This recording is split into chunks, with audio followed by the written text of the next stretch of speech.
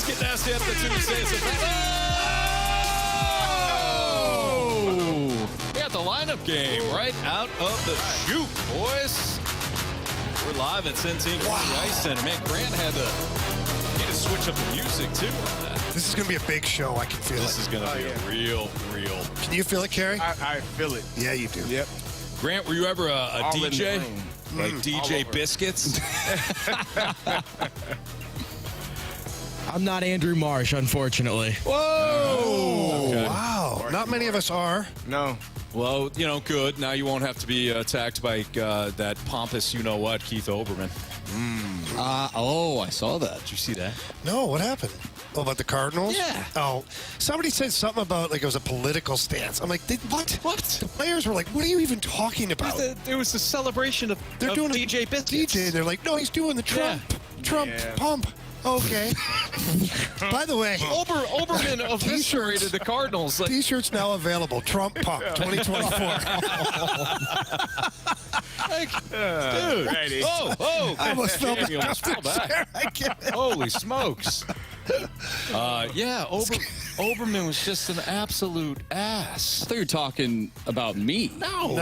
You. I did too at first. And then I was confused. Yeah. I don't even know why you would try to politicize that. Like, every baseball team has something they do when they get on base. Well, I can't imagine much. the team getting together. Hey, by the way, guys, we're all going to do the pump the fist like Donald Trump. Come on. You know, half the locker be like, no. Anyway, all right, let's do this lineup game. Let's see who's on the bump for the Pittsburgh Pirates. Oh, God. Oh, he's good. Okay. He's due to have a bad game, though, Is Carey. he? Yeah. Is he? Today's the day. The Cardinals are going to light him up like a Christmas tree. Okay. Usually that's how baseball works. It is. Like, you're like, Hey, well, it's bound to happen. Yeah. If I say it and it happens, enough. then I look hey, like you I know. know what? A 16 seed eventually did beat a 1. That's right. So this is the year. You don't have to remind Missouri. Oh, they were 15. Yeah, that was a 15 too. Yeah, Okay. yeah. That was Virginia. Yeah. Oh, it's a shot at Mizzou. Wow, Carey. Every chance I get. Oh, Yeah, no come kidding. on. Why don't you worry about Norfolk State. You should be worried about a Big Ten team. Don't worry about the SEC. Hey, he said 16 versus 1. I got confused. It was a 15 versus 2. My apologies. All right. Lineup game. If I said it was like a 32-0 run, then I'd be talking about it. Oh, really? Hey, what are we We're all doing? having fun now. All right, let's get into this lineup game. Paul Skeens versus Lance Lynn. You guys sound what? No, I just don't feel great, Carey. Why? You know. It's the St. Louis Cardinals. It'll be fine. Huh? It'll be fine. Paul Skeens has been literally unhittable all Let me year. erase my lineup from yesterday, which we almost nailed. Marsh. Come on. He's not wrong. All right, I won't say anything this time around. No. No, Part don't of do the that. team. Don't do that. pout. Yeah, Come on. part of the team. I'm not pouting. I'm trying to be a team player. I'm trying to move myself down in the lineup. I'm batting 7th Oh, now. wow. Okay, I see what Fair you did there. Yeah. All I hear is that Marsh called himself a former MVP. He did. Okay. He did. We can twist anything, Marsh. You know that. I know. Sure can. All right, Mason Wynn, Carey. Show us Mason Wynn. There it is. I'm watching the Futures game, and this thing's all over Instagram. It's like, this guy threw a ball 100 across it. That's awesome. But, like, how many throwing errors does he have? Shut up. All right, it's got to be my guy. Good guy. Big Burley. Show us Alec Burleson. You know, kind of closed my eyes and swung at it and did what I wanted to do. Burley to the rescue! All right. This was, Big Daddy Wilson Contreras. yeah, it was Big Willie here. Why not again? I think so. Show us Wilson Contreras. DH. No. Check.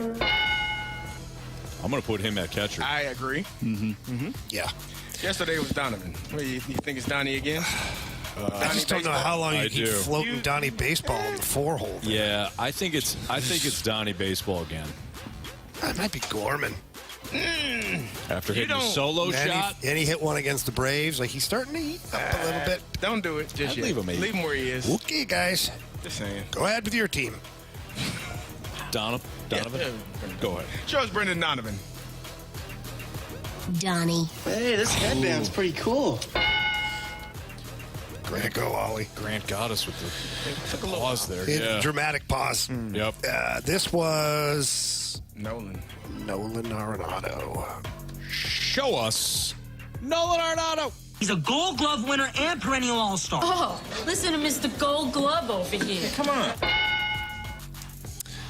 Okay, 6 was... Was this Newt? Taylor Tatsui. It was Newt.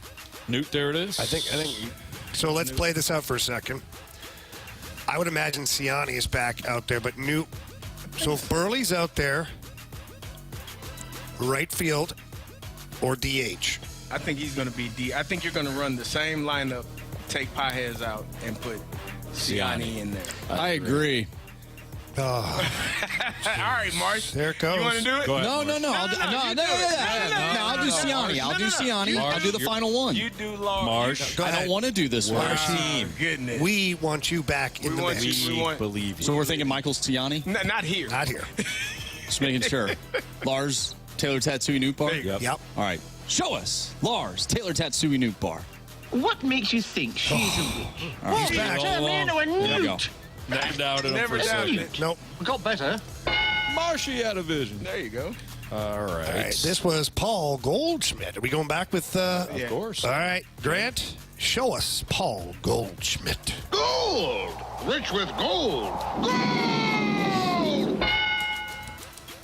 All right. This was Gorman. We're not going to take him out. I always love hearing from Yukon Cornelius. Yes. Yeah. There's gold in their hills. That's right. All right, Gorman. Yes. Show us Nolan Gorman. Get your fresh organic popcorn. Get your popcorn ready.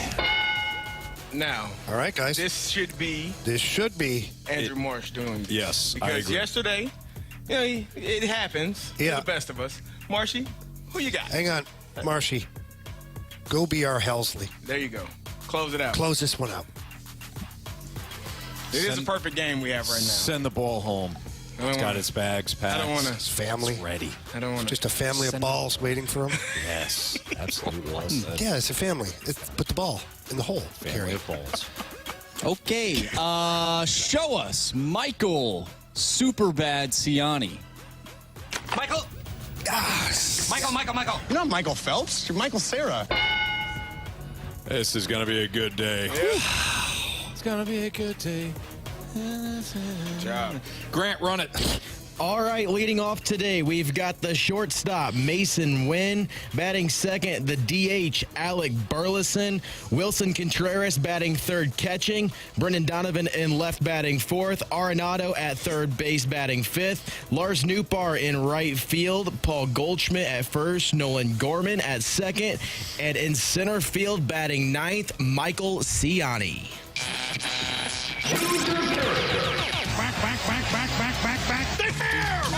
Go foul! I don't believe what I just saw. Home run. All right, Marsh, give us those standings, kid. All right, Jamie is still leading the charge. He has 15 points. I'm right behind him with 14. Anthony, you tacked on a point last night thanks to Nolan Gorman. You have 8, and Carey is still at 5. Started out so promising. All right, guys. I've made a bold prediction that Paul Skeen's going to get lit up. Yeah. And the first guy to do it, first at bat, Alec Burleson. Shocker. I was going to go Gorman, but Skeens has really nasty stuff, and Burley's probably a better option. There's nasty stuff against everybody. I know, but not tonight. But not Tonight. Give me Brendan Donovan to hit a home run. Donnie. All right. You know what? Give me Nolan Gorman. Nolan Run it Gorman. back, huh? I'm going to run it back.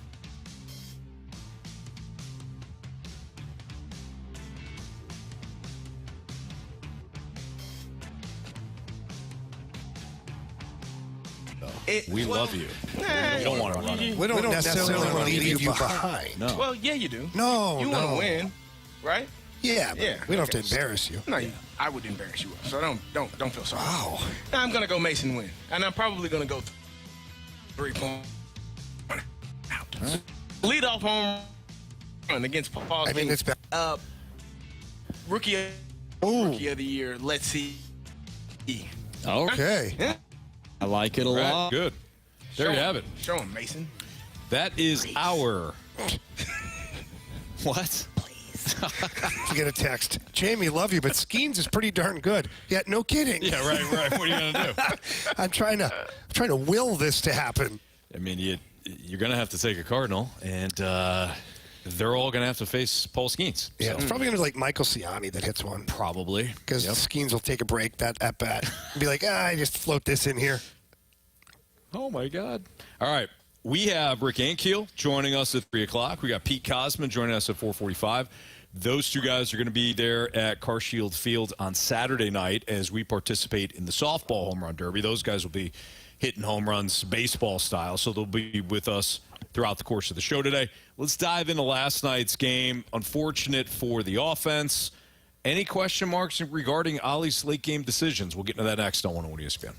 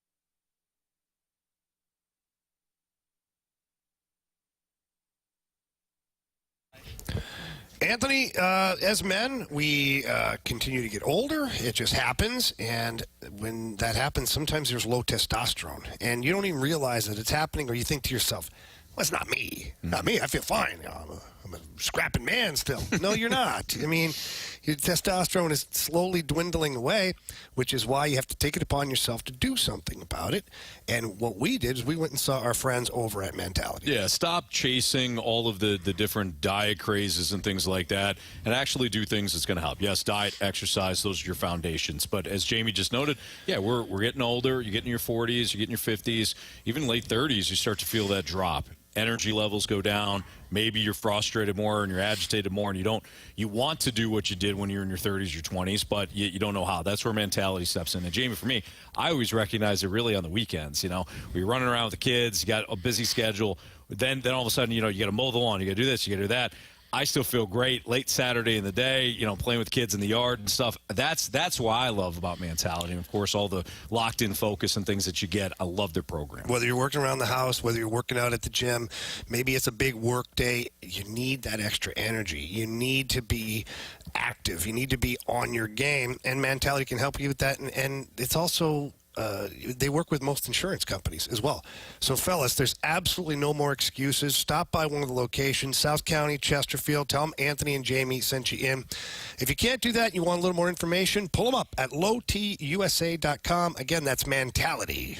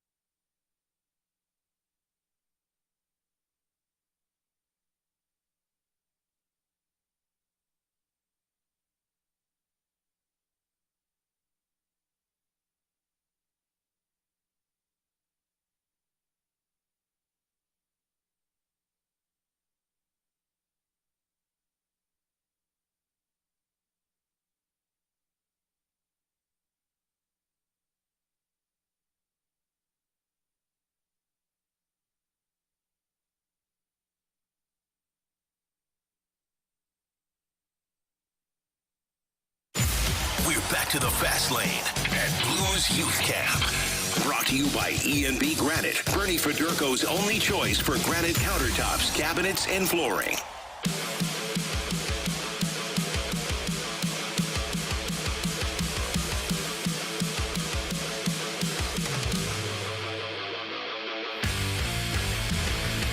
It's Fastlane on 101 ESPN. The Cardinals fall to the Pirates last night 2-1. Andre Pallante, I thought from the Cardinals standpoint, was the story. Offensively, if you want to go that route, of course, they only score one run. They did face Keller, Chapman, and Bedard. Bednar, excuse me. The top guys for the Pirates outside of Paul Skeens. So the offense being shut down, it's unfortunate, especially after you take 2 of 3 against the Braves in Atlanta. But Andre Pallante goes 6 innings, only allows the 1 run, gave up 3 hits, 2 walks, 3 Ks, and Pallante continues to give you an opportunity to win every single time he takes the ball. He had the one rough inning when you put it on him. It's my fault. You put the jinx on him. I said, this guy's he's shoving. Yeah. 5 innings, scoreless innings. Yep. I bet. But other than that, he's been solid for you. He has been, and it's been good. I mean, the frustrating thing, I know we were talking about BT yesterday, and we were asking when a reliever comes in and gives up the lead, or you end up losing the game because you probably don't get frustrated. I think there's a little bit of frustration, but I wonder if there's also frustration when you're pitching extremely well and you just can't get the run support. Oh, there's got to be. It's like a goalie that's playing fantastic and your team's got 0 goals. And you're not mad at the guys, but you're just frustrated that today, right. we need more run support. You only got 1 run, the solo shot by Nolan Gorman. Pallante was pitching extremely well, but you can't win if you don't score runs. And so, that's kind of, it's hit or miss literally at times for this Cardinal lineup. So, Marshy, before the show, we had talked about Andre Pallante. Mm-hmm. You had some numbers for us.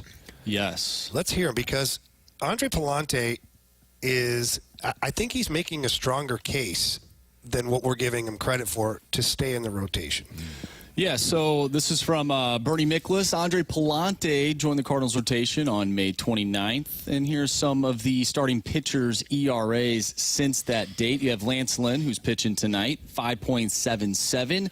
You have Kyle Gibson with a 4.57. Sonny Gray, 4.45. Miles Michaelis, 4.40. And Andre Pallante, 3.42. So since the 29th, he has been your best pitcher in terms of the ERA. So where does that leave us, guys? Because I said it about a week to 10 days ago, somewhere in there, where I was like, is Pallante automatically out of the rotation? Like, if you go acquire any kind of a pitcher, a starting pitcher, is it automatically Andre Pallante that's out? I didn't believe it was. Carey had some pushback saying, well, you can't put Lance Lynn or Kyle Gibson or anybody else in the bullpen. But do you still feel that way? Yeah. Now, unfortunately, let's clarify, though. Does Carey feel that way, or does Carey feel that way because the Cardinals? Because the Cardinals. Okay. Yeah, okay. I think they brought both Kyle Gibson has performed well enough to not be moved if they bring someone in. But even with Lance Lynn, I think there is a notion in the Cardinals' mind that, he's a veteran, he'll figure it out. We don't want to send him to the bullpen for the younger guy who may not be able to sustain what he's doing right now. So I think it would be Pallante if they were to bring someone else in. I just think the Cardinals, I would like to believe the Cardinals are in a situation this year where it's must win. Mm-hmm. And I'm not talking about roster changes and free agents and trades like that. Just from if the group just doesn't change one bit from what they have right now, the Cardinals are in must-win mode, I think, to get into the playoffs again. Yeah. And Andre Pallante right now gives you a better chance to win every 5th day than Lance Lynn does. Mm-hmm. So I find it interesting. And to go one step further, Nolan Arenado and Paul Goldschmidt have been dropped all the way down the batting order. Yeah. And they've accepted that. Why can't you do that with Lance Lynn? Yep. And just say, hey, Lance, you're not bigger than they are. Yeah. Like, you're not more important. Those guys took a demotion, so to say. I mean, they're still playing, but to take a kind of an embarrassing, humbling moment for those guys to be dropped to 6 or 7 in the lineup. Mm-hmm. So I just don't know. I think that Andre Pallante right now gives your team a better chance of winning ball games, and you're trying to win. Well, it should be from here on out, from here until the trade deadline. All of the pitchers outside of Gibson and Gray, all of them should be fighting to stay in the rotation. Yeah. If I'm Oli, I'm looking at it as, all right, hey, Lance Lynn, we need you, man. I know you're opposing Paul Skeens. We lost last night. We don't want to kill the momentum, from the Atlanta series. We need you. We need you to pitch well. And not 4 innings or 5 innings when the bases are loaded every inning and, we got the bullpen up constantly. You need to go out and pitch well. Miles Michaelis, same deal. I don't think Miles Michaelis would be the first guy kind of protected by the contract, and you're not going to acquire 3 starters at the deadline. At most, you're going to get 2. But I think that Pallante, Lynn, and Michaelis should all be fighting to stay in that rotation. Because if you're Mo, if you acquire one pitcher, 2 pitchers at the deadline, I'm looking to upgrade over those spots in any way, shape, or form I can. I agree with that, and that should be your mindset. And then at the end of the day, you shouldn't worry about people's feelings. It's about, because all of them are professionals. They understand if you're not performing to the level that is required, then you generally don't get to keep performing. Like, you are told to go sit down, and you're going to have to sit this one out. That's how it should be. I don't know if that's how it's going to be. And then, we were talking earlier, what are they going to be able to get? Is there going to be an upgrade over what they currently have? So that's the other question. You can go get some guys, but if they're not an upgrade to what you have currently, then it doesn't really matter. Yeah, it might even muddy the waters more. It might make it worse. You go get a guy that's a 3 or 4, and he comes in pitching the same as Lance Lynn and Pallante, and you're like, okay, what now? And then you run into a situation like what I feel like Oli had to deal with last year was the bullpen. It felt like, this guy performed well last night. Give him a chance today, and then he stunk. And so you might run into the situation where, okay, this guy was doing well, and now he's stinking, and I should have went with the other guy. So you do have to get a clear upgrade, in my opinion, if you're going to go that route. But if you get someone that is, as Jamie said, a 3, 4, or 5, and now you got 3 or 4s, what do you do? And which guy do you decide to be in that rotation, and which guy decides to be out? Yeah, you're just shuffling a bad hand at that point. And hoping it changes. It's a bad idea. If I put the 7 in front of the 2, it looks a little still hand. 7. 2 offsuit. All right. It's Fast Lane on 101 ESPN. We are live at Centene Community Ice Center. At the top of next hour, we have Rick Ankiel, who's going to participate in the Fast Pitch Home Run Derby Saturday night at Carshield Field. Looking forward to chatting with him. And Pete Kozma will join us at 4:45. What's Trending is next.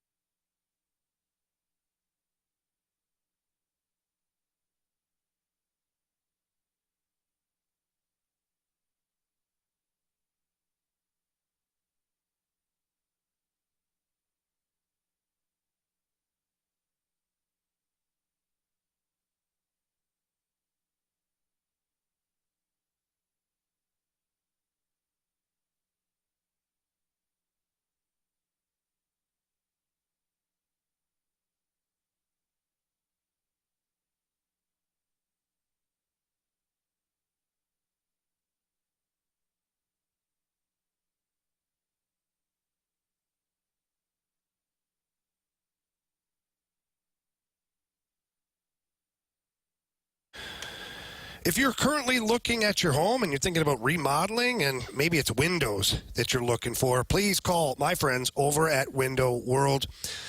They are the preferred window of your St. Louis Blues, and Window World windows are one of the 2 windows with the Good Housekeeping seal of approval.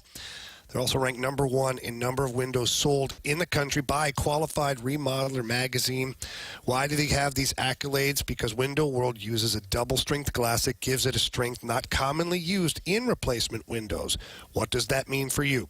It means that you have a more durable window, less breakage, And the efficiency of that window is much better, to where in the summertime, you're not getting that heat that comes through into your home and working your air conditioner. Wintertime, the obvious is the furnace kicking on because the cold air is leaking through. You don't have that with Window World windows. They are simply the best for less. And they also offer a lifetime warranty that covers all parts, glass breakage, and labor. And right now, 36 months, same as cash financing with approved credit. All you have to do is pick up the phone, call Window World, tell them Jamie Rivers from 101 sent you in. That number's 314-993-1800. Again, that's 314-993-1800, or visit them at windowworldstlouis.com.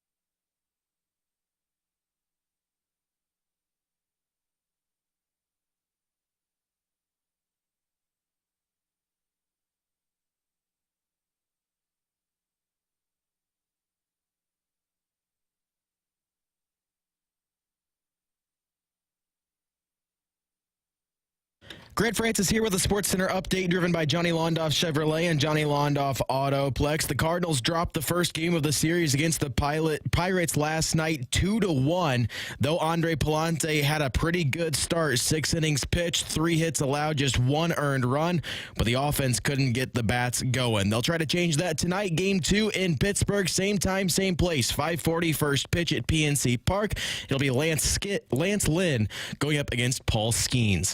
I'm Grant Francis. The SportsCenter updates have been driven by Johnny Londoff Chevrolet and Johnny Londoff Autoplex. See them at londoff.com. Chevy, together we drive. Are you kidding me?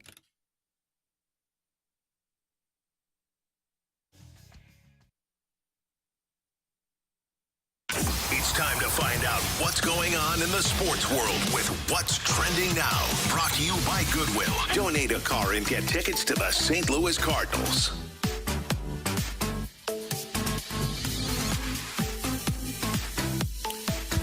Live from Sensing Community Ice Center, it's the Fast Lane on 101 ESPN. Jamie Rivers, Carey Davis, I'm Anthony Stalter. Appreciate everybody tuned in today. Andrew Marsh has what's trending. Anthony, what is trending? The Home Run Derby is trending, our softball home run derby at Carshield Field this upcoming Saturday, and we went to take some hacks today. We got some hacks in. Yeah. Preparing for the Home Run Derby. The Riz show was there as well, so we got to see the competition. I thought that was weird that Moon was hiding in the bushes with a video camera. That was odd. Yeah, it was odd. He could have came out. I mean, we all saw him. Yeah, we did. Hey, Moon, we waved at him. Right. Kind of got. He's like, act like he didn't see us. Not me. It's kind of weird. He took it a step further, too. He went and he stole some kid's mini golf club. Yeah. Ripped it right out of his hand and said, "Oh, hey, guys, I was just here mini golfing." Like, you lying sack of, I thought that was a lot. That kid crying, too. He didn't face him at all. Yeah. Really upsetting. Yep. But Marsh banged up his shoulder. Whoa. Yeah, I did. We don't talk about that in the media. He's got an upper body injury. Upper body injury. Take it from the hockey guy. Tell you how to do this. That's right. It could be anything. All of a sudden, we looked over at Marsh, who's a left-hander, was batting righty. We're like, showing off there, Marsh? Almost tore his shoulder out of shoulder his was sock. One swing, and there goes the shoulder. Yeah. It's not great. I was like, So don't do that again. and I didn't. Yeah. No, I turned around. My arm, I thought it was going to fall off. But you're good. I'm good. I am good. Rub some dirt on it, and we'll be fine. We'll be fine. I'll be day to day, of course, but I think we'll be good to go for Saturday. Well, we're not the only ones dealing with injuries. King Scott had an undisclosed injury that he didn't want to. I believe it's a torn pec. He kept telling me to touch his boob. I thought that was. When I heard that, I looked over and I was like, "What the heck?" That wasn't an injury. And I was like, why? And then It wasn't an injury. he placed my hand on his breast. And then he wouldn't let Feel me. this. I kind of pull it away. He said, no, And no. He's like, no, leave it there. He was like, "Okay." I was like, okay. I thought it was inappropriate, Jamie, and Yeah, it was a little bit. saw the I'm going look to talk on to your him. I'm going to face. talk to him. It's Yeah. But I mean, it was weird yet not uncomfortable. Yeah. Sure. You know? Yeah. Maybe he's trying to get in your head. Okay. Maybe. Andrew? It's all mind games at this It point. certainly is. We're getting down to the nitty gritty. That's Yeah. right. So it is this Saturday. Fastlane will square off against the Rizzuto Show from 105.7 The Point at this year's Softball Home Run Derby, hosted by the O'Fallon Hoots at Carshield Field in O'Fallon Mo.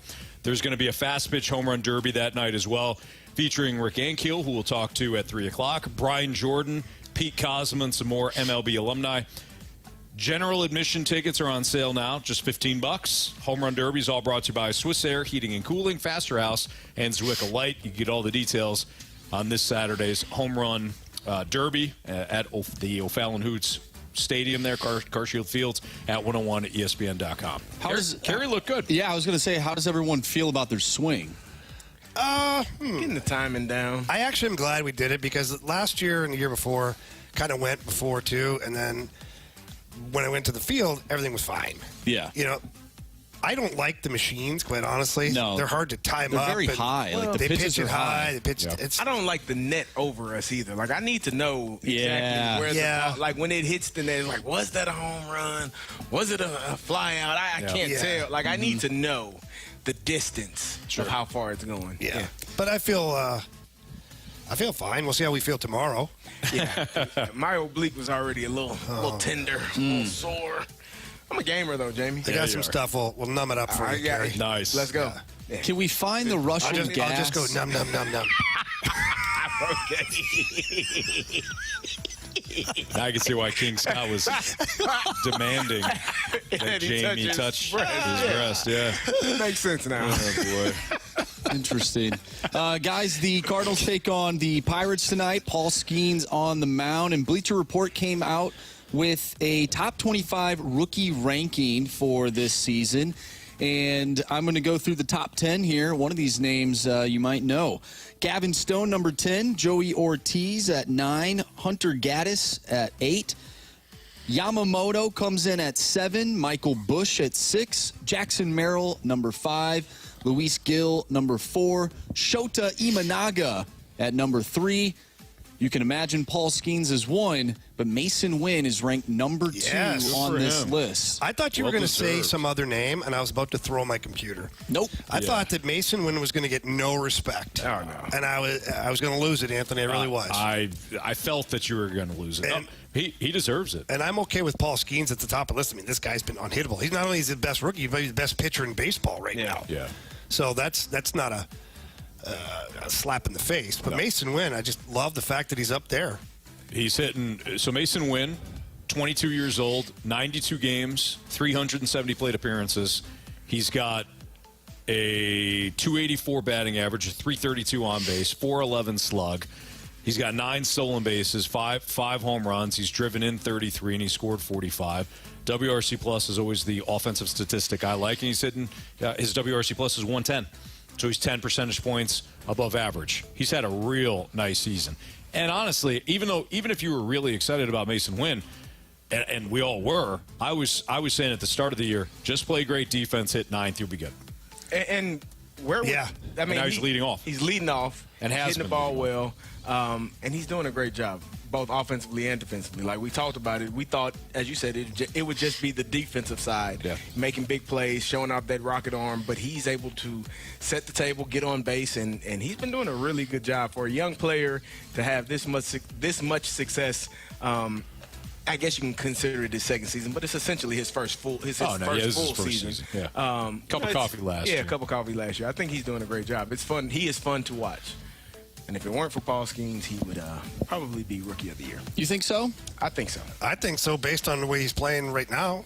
Absolutely. There's some pretty good contenders out there. You listed them. Yeah. Amazing. I mean, and that's just the top 10, too. Number 2 He is number 2 on that list. Yeah.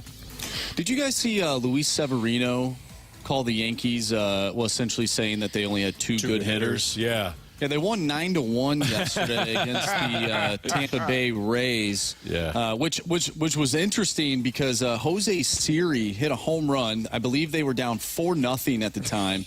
Hits a home run, does the whole bat flip thing, trots around the bases like he's walking around them, and then Juan Soto comes up.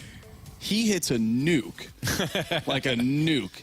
And he even runs slower around the bases. I thought he was walking backwards. I'm here for it. Points to center field, like literally points to Siri, and then trots around the bases. I thought that was great. But what do you guys think of showboating in Major League Baseball? And do you care if it's essentially one of those situations where you're responding to the other team? The response is the best. Yes. I love it, man. I love what Juan Soto did. Siri's going to do it when you're down a bunch of runs. You're going to be. I got no issues with showboating. You want to do it, fine. I wouldn't do it, but I love when it ticks off the other team, and then that other team one-ups you. And that is what Juan Soto did yesterday. Yeah. And I'm good for it. I also think that Luis Severino is right. They got two good hitters right now. It's Soto and Judge. Yeah, but when boy, are they they hit good. it that far, does it matter? Doesn't matter at all. The two are outstanding. You got Austin Wells sitting cleanup for you. Did Soto account for like 4 runs yesterday? Yeah, I think He's been an absolute animal. He had 2 home runs. They had 5 home runs as a team. So the aforementioned Austin Wells hit a home run. Anthony Volpe, the young shortstop, hit one, and DJ LeMahieu, who has been absolutely dreadful. Yeah. Absolutely dreadful. He's hitting under 200 this year. Remember when you wanted him? No, I don't. No. I do. When we DJ LeMahieu? Yeah. No. Oh, yeah. No. I remember those days. You were all over that train. You were. Pull the audio. Jamie, Grant, find that audio. Pull it. I don't even know where to look. I appreciate what you're doing right now. You did. You wanted him. But I don't like it. This was way back. No way. Yes. No. Yes. You're probably thinking about somebody else. No. I'd never wanted DJ LeMahieu. Well, for the Cardinals, you're talking about? I'm going to find the audio. If it's before I die, I'm going to find that audio. I've said some things on these airwaves, You Jamie. have. Never have I said I think the Cardinals should acquire DJ LeMahieu. Oh, actually, you know what? Here it comes. It might have been JT Real Muto. Which would be totally different. Yeah. I think that's what DJ LeMahieu, JT Real Muto. Fair. Yeah. Okay, yeah. It's the same. I can see how you get. I thought you were effing with me for a second, but No. when you kept going, I'm like, oh, no, he thinks so. No, Yeah. I think All it right. was Real Muto. Okay, that's fine. Yeah. Makes more sense. All right, glad we got that sorted out. That's what's trending. All right, that's Jamie Rivers, Carey Davis, Andrew Marsh. I'm Anthony Stalter. NFL training camps are opening up this week, so happy NFL training camp. Our top 3 storylines heading into the training camp. We all chose some, so we'll tell you what our top NFL training camp storylines are and why. That's next in the Fast Lane on 101 ESPN.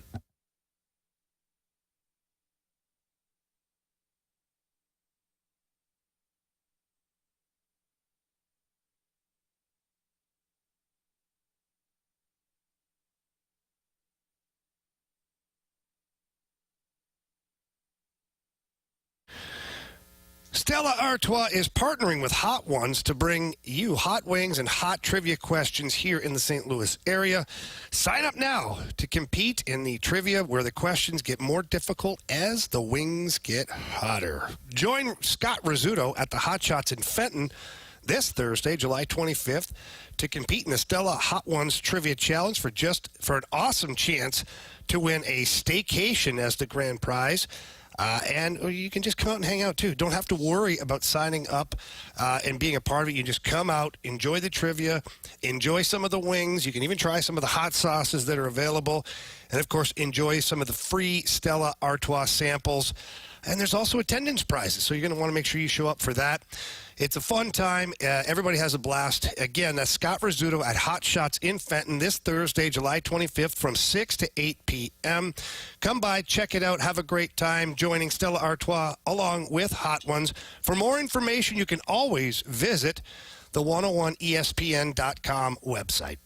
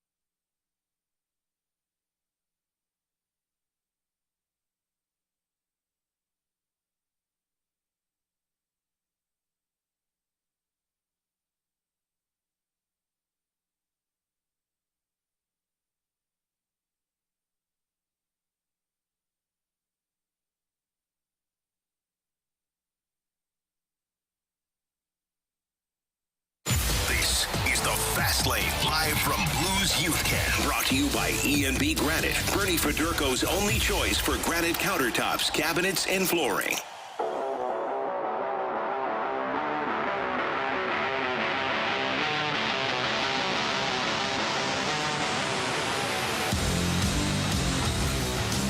So it's NFL training camp weekend or week. Everybody's opening up this week, and we decided to choose 3 storylines that we found interesting or will find interesting to follow throughout the NFL training camps. It's the Fast Lane on 101 ESPN. Andrew Marsh, Carey Davis, Jamie Rivers, and Anthony Stalter. And I think it's only respectful to give our Super Bowl champion, Carey Davis, the first the first training camp storyline that he's interested in. So are we going 1-1-1 and back around? Yeah. All right, so I'm going to share the ball a little. Let's talk about Jim Harbaugh and the Chargers and the hiring of him. You got Justin Herbert, who a lot of people assume is going to take that next step to being one of the elite quarterbacks. He is right there, on the cusp of being one of those elite quarterbacks, but has not, obviously won the championships or won the awards that some of the other guys in that conference have won, the Patrick Mahomes, the Lamar Jacksons.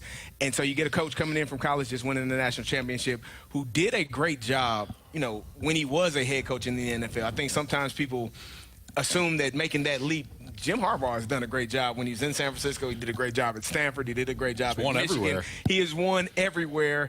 That Super Bowl has eluded him, but he did take a team to the Super Bowl. So I think watching him and this Chiefs and this Chargers roster, are they able to challenge the Chiefs in that division? Are they able to put pressure on a team in Kansas City that has pretty much been doing what they wanted to do in the division and in the conference for the last 4 or 5 years? So watching them, they're going to have some new playmakers. Obviously, Austin Eckler is gone. Keenan Allen is gone. Mike Williams is gone. Yeah. Who else is going to step up for this LA Chargers team to make sure that they're able to, again, put pressure on that Chiefs team? Yeah, that's an interesting one for sure. Because Harbaugh, like you said, Harbaugh's won everywhere he's gone, but the talent might not be what it was in LA as it was in previous seasons, as you outlined. Jamie, what's your number one? I'm going with the Pittsburgh Steelers. Oh, Carey's Pittsburgh Steelers. And I think it's intriguing because you've got a recycled veteran quarterback in Russell Wilson, who his last stop was not pretty at all. At all. He looked terrible. And then you have a recycled first-round draft pick in Justin Fields that never panned out in Chicago. So the Steelers get rid of all of their quarterbacks from last season, bring in 2 reclamation projects. Both guys have talent. I mean, Russell Wilson, I don't know if he still has the talent that he once had because Father Time is real. Justin Fields has talent. Has it been untapped, or is he just unable to perform at that level that you need at the NFL? So I think it's very intriguing of how the Steelers are going to create any kind of offense this year. And if one of these 2 guys or both of these guys are going to be used at different times, I think the running game is going to be a huge part of their game. Obviously, with your guy, Artie Smith, he's going to get the running game going. And they've got Najee Harris and Jalen Warren. That's fine. But then is that going to be your strategy? Because if Justin Fields and Russell Wilson can't put the ball down the field at all at a successful percentage rate, then your running game is what's going to have to carry you. Yeah. And do they have enough to do that? Yeah, you're one-dimensional. Yeah. Good point. Marsh, what's your top one? Yeah, I'm going with the Houston Texans. Second year for DeMeco Ryans, and, of course, C.J. Stroud in his second year as well. They have a ton of weapons surrounding C.J. Stroud. You have Nico Collins, Tank Dell. Now you have Stephon Diggs and Joe Mixon. So I'm interested to see how they distribute the ball and to see if he can continue growing as one of the elite quarterbacks in the league, or if he takes a step back and has what you would call a sophomore slump. I think that having a lot of weapons can be a good thing, but it can also be a distracting thing because so many guys want the ball. There's so many great players on a team. Only one guy can have the ball on one particular play. So I'm interested to see how they go about that this upcoming season. And I'm really hoping that they have a great year. And, they added some pieces on the defensive side as well. So I'm looking forward to seeing what the Texans can do in this second year with DeMeco Ryans and C.J. Stroud. I'm going to go with an obvious one. I want to see this combustible situation in New York with Aaron Rodgers and the Jets, man. I mean, everybody, everybody's what in that building is real tight right now. Robert Saleh, this is it. Robert Saleh, his job is on the line. Joe Douglas, the GM, his job has got to be on the line. They sunk everything in Aaron Rodgers, who decided to take a trip to Egypt, during the OTAs. I don't care if they knew it or not. There is no leadership with this New York organization. There never has been. Ownership stinks. It's always stunk. You try to find the right piece. They've got talents. That defense is loaded. They've got Breece Hall. They've got Garrett Wilson. They've got plenty of weapons for Aaron Rodgers. So he can't make up the excuse that he had in Green Bay for a short period of time. This is it, man. So is he going to come back? But he's also coming off the injury. So is he going to be a model citizen like he was last training camp before he got hurt?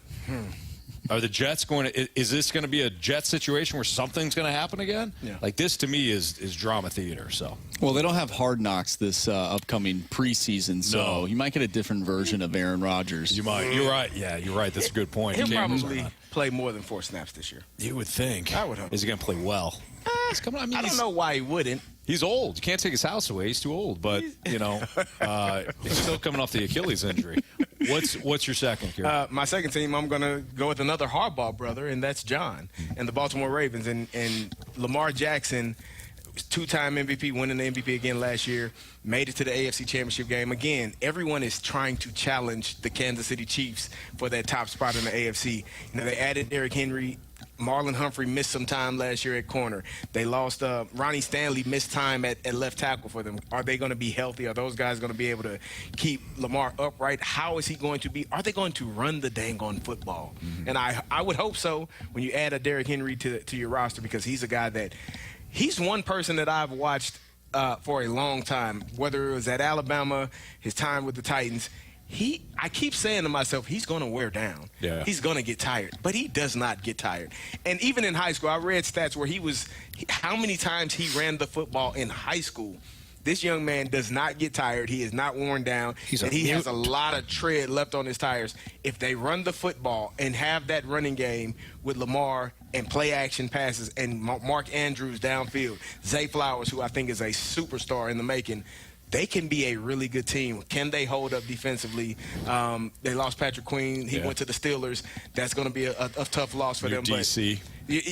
New DC. So it's going to be – there are some changes. But if they decide to run the football downhill, I would say watch out for the Baltimore Ravens.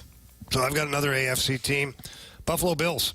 For me, I think it's going to be an interesting season, as I don't think this team has gotten better as far as their staff is concerned, or their players, their roster. Look, you lose Stephon Diggs. You lost your center, Mitch Morse. He's a big part of it, too. And Josh Allen, to me, like, is he really an elite quarterback, or is he a different version of, like, Kirk Cousins? I don't mean the same, but, like, good stats, close, can't get the job done. Can't take care of the football. He has to do He's that. a high risk. He's danger boy, I called him. You never know. Like, the football, to me, is like a bit of a hand grenade for him. You pull the pin, and you never know when it's going to explode, and all of a sudden it's a pick six. You know what I'm saying? Yeah. So, for me, the Buffalo Bills are intriguing from the standpoint of, have they replaced the players that they need to with quality talent?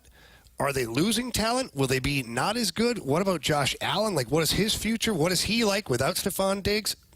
I think there's a lot there that could either go fine or go really bad for the Bills. There's a lot to unpack there. All right, we'll continue this in another hour, but we have got Rick Ankiel, who's going to join us next. We'll talk to him not only about the home run derby this upcoming Saturday, but they're in the works there. He's putting together a script, for a potential movie about his life. The Rick Ankiel? Yeah. Like documentary? Yeah. Oh, I'd definitely watch that. Yeah. So we'll get into that with the former Cardinal, Rick Ankiel, next on 101 ESPN.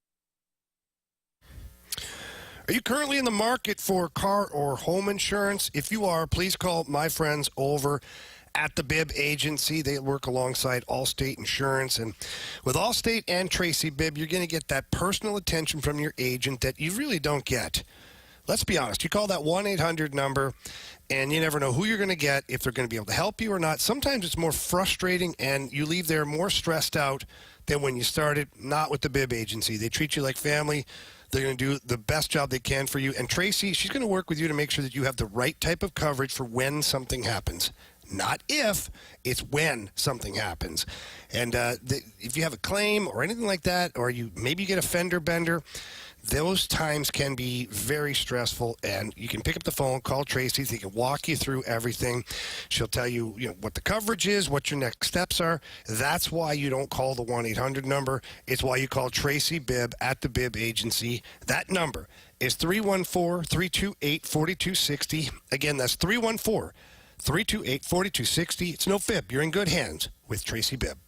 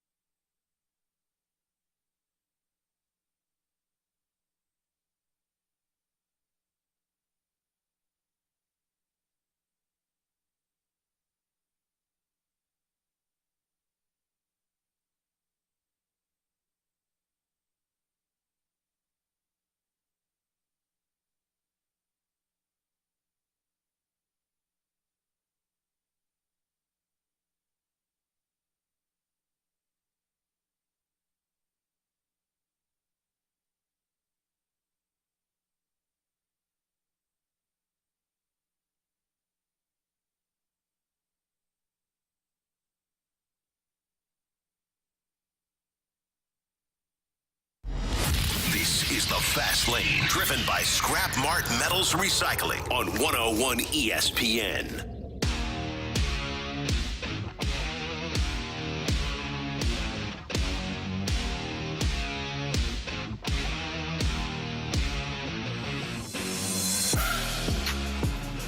This Saturday night at Carshield Field in O'Fallon, Missouri, we will be participating in the softball home run derby, and our guy Rick Ankiel, former Cardinal, will be participating again in the fast pitch home run derby. He joins us right now via the 101 ESPN Celebrity Line with former Blue Jamie Rivers, Super Bowl champion Carey Davis. I'm Anthony Stalter. Rick, always a pleasure, man. Hank, how you doing?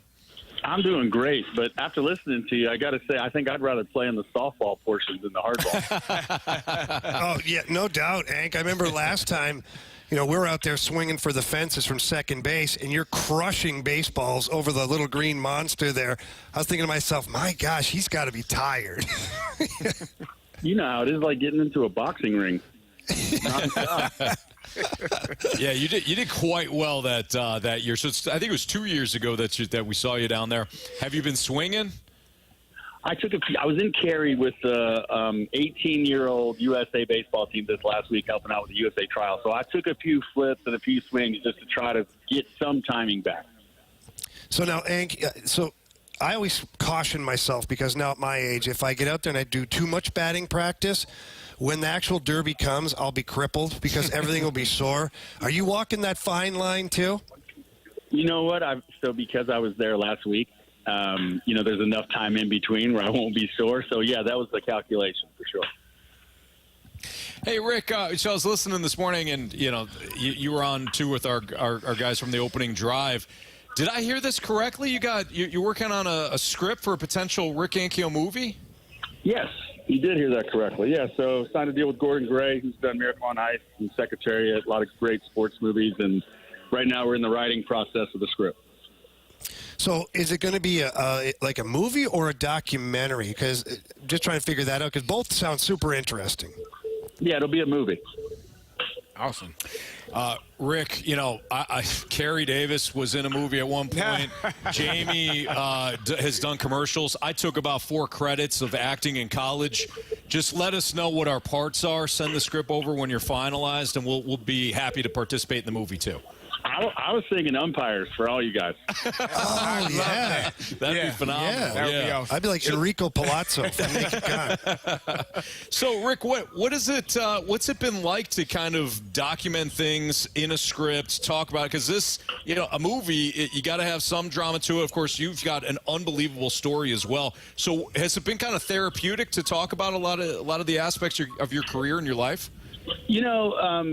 The book was very therapeutic, and really they're going off the book to write the script. So when we talk, we just kind of, go over that or go over some time periods and stuff. But it's not as in depth as the book was, because they already have, all the information they need right there. Right? It's just going over different things and whatnot. So it hasn't been as intense, if you will, but it's been interesting. But we're still in the middle of it. Now, Rick, when you talk about the book, you're talking about your book you wrote, and so I want to know, when you're writing that and putting that on paper and kind of reminiscing on all of the moments, did it take you back to what those moments felt like? And when you think about it, what was that transition like from being a pitcher to moving to playing a different position?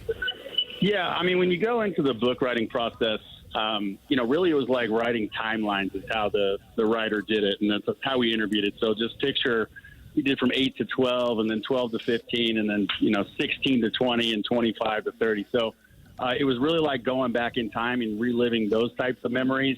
And then when the switch happened, it was really a blessing. I was grinding so much on the pitching side of the aspect thing. It was just all day mental, ups and downs, emotional roller coasters. And once I got a chance to hit, it felt like baseball was fun again. I mean, the first day I showed up to hit, I showed up with a smile, and I was ready for a challenge and ready to go out there and be able to compete. Rick, we often hear how hard it is to hit a baseball. You are an excellent pitcher. You are an excellent hitter. Which one is harder to do? Hitting is hard. Really? Yeah, no doubt about it. Hitting is hard. I mean, I think that's why, so few guys are good at it. And that's, if you look at it this way, when you talk about switching from one side to the other, that's why you see more people switch from being a hitter to go to a pitcher if they got a good arm. And you just don't see people switch from being a pitcher to go hit. Rick, I'm sure you've been asked this before. I don't think I've asked this or talked to you about this, but when the transition was made from pitcher to the outfielder, when the thought kind of developed, like, where did that come from? Was that something you had thought of, another coach, how did it end up being the outfield? So I think where it all started, and I went down to work on the pitching aspect of things. I went all the way back down to Johnson City in 2001. And part of it, they were like, hey, we know you like to hit, so maybe why don't you DH twice a week just to get your mind off the pitching stuff when you're not pitching. And I had 100 at-bats. I hit 10 homers, led the league in homers, and I only hit twice a week. My first game, I went 2 for 4 with 2 homers. So I think that kind of was – that opened everybody's eyes to, like, okay, maybe this kid could hit. Now, I wanted to honor, my commitment to being a pitcher, and I tried to be a pitcher for the next 5 years until I made the switch. And honestly, I thought I was going to beat it and be able to, come back to my old self as a pitcher anyway. When the thing when it did happen, the switch did happen, that was the Cardinals and Scott Boras. They already talked about it. And I didn't know this till after the fact, but what they came to was like, he has to come to stop pitching on his own. And then, we'll give him this opportunity. So, I walked into the clubhouse that day in 2005 in spring training and walked into Tony La Russa's office, and all I knew is that I just didn't want to pitch anymore. It just wasn't healthy. Wasn't going to be a good thing. And by the end of the day, the opportunity presented itself for me to give hitting a try, and that's what happened. Rick Ankiel joins us right now on the Fast Lane on 101 ESPN. We are going to see Rick on Saturday night as he participates in the Fast Pitch Home Run Derby against Brian Jordan and some other MLB alums. You could go see Rick as well, just $15 to go see him at Carshield Field. Should be a fun night as always. Rick, you and I have talked a little bit about this, but Dunk Chris Duncan thought so highly of you, and he talked a lot about just the times that you guys had together. I know you were very fond of our good buddy too. What were some of the? What was it like? I don't know where your careers, if you saw him a lot in the minors or eventually up at the majors, but what was it like? Because we got a lot of listeners that love Dunk. So what was it like being a teammate of Dunk? It was great. I mean, Chris is one of the best storytellers of all time, and some of the stories that he would tell about him and Shelley, or the Ricky Henderson days when his dad was with Oakland. He was just so, he's energetic. And, in the outfield, I'm sure you guys have probably heard this story. Maybe not, but I'll remind you. So in the outfield, he got a little nervous when he was trying to catch a fly ball. It got to a point to where, first Eddie Perez started yelling, "Nobody panic." And then it got to a point to where we would be out there and just try to yell the most outlandish thing in the world. So it might be like, "Hey, look out for the kayak," right in the middle of life trying to make a catch, and it would take his mind off it, and it became a game, and it became hilarious. So we would scream at each other during the game, the craziest things you could think of. Rick, now that you're the retirement and all that stuff, are you still involved in baseball? You said last week you're out helping out and stuff. Is that something that you're doing on a regular basis, or have you got anything else going on? Yeah, so I help with the youth, and then that was my first time. I played for USA Baseball, the juniors, when I was in high school for 2 years, and that was my first time being back coaching, but it was great. So I would love to, really stay involved with that. Right now I'm in Johnson City, and they're having their all-star game for the collegiate league that they have here, so I came here and gave a speech with them, and then I'm going to announce the game tonight. So it's nice to be here with these guys, too, and it's really just getting a good look and a glimpse at the future. And baseball's in good hands, I can tell you that, because the kids that are coming are very, very talented, and I've enjoyed being around them. Rick, it feels like the game has shifted, in the last 10, 15, 20 years. What are your thoughts about, all of the analytics, the launch angle and home run or swing and miss? What are your thoughts about that? Yeah, I think everything evolves. Some of the stuff I like, some I don't. But, when I look at analytics, I think, for example, the good parts, I think when guys find their hot streaks and they're feeling it, I think they can use analytics when, let's say they hit a slump, I think they can use it to get back to that, the good parts of it faster, like what was I doing and why. Obviously, there can be an information overload, and I think guys just got to be aware and pay attention to, how much they're using it and how much not. Obviously, on the other side of that, it can be a distraction, and it can get you away from the good old just see ball, hit ball, or keep it simple. But everything evolves. I don't like the home run only, but I do like the no shifts. I think we're getting to see how athletic these guys are, and certainly, guys are so much more stronger and faster, and I think it's cool to see the athletes in them too. So there's some good and there's some bad. Hank, the Cardinals are facing a young man named Paul Skeens tonight, the Pittsburgh Pirates. I don't know how many games or how many times you've been able to watch this young man, but he has really taken the baseball world by storm with his talent. When you see a young guy like that, what are some of your thoughts? I mean, he's electric. He's the truth. There's no doubt about it. And, he's early into his career, and I think we're looking at somebody, if he can stay healthy, is going to be one of the greats. His stuff certainly says so.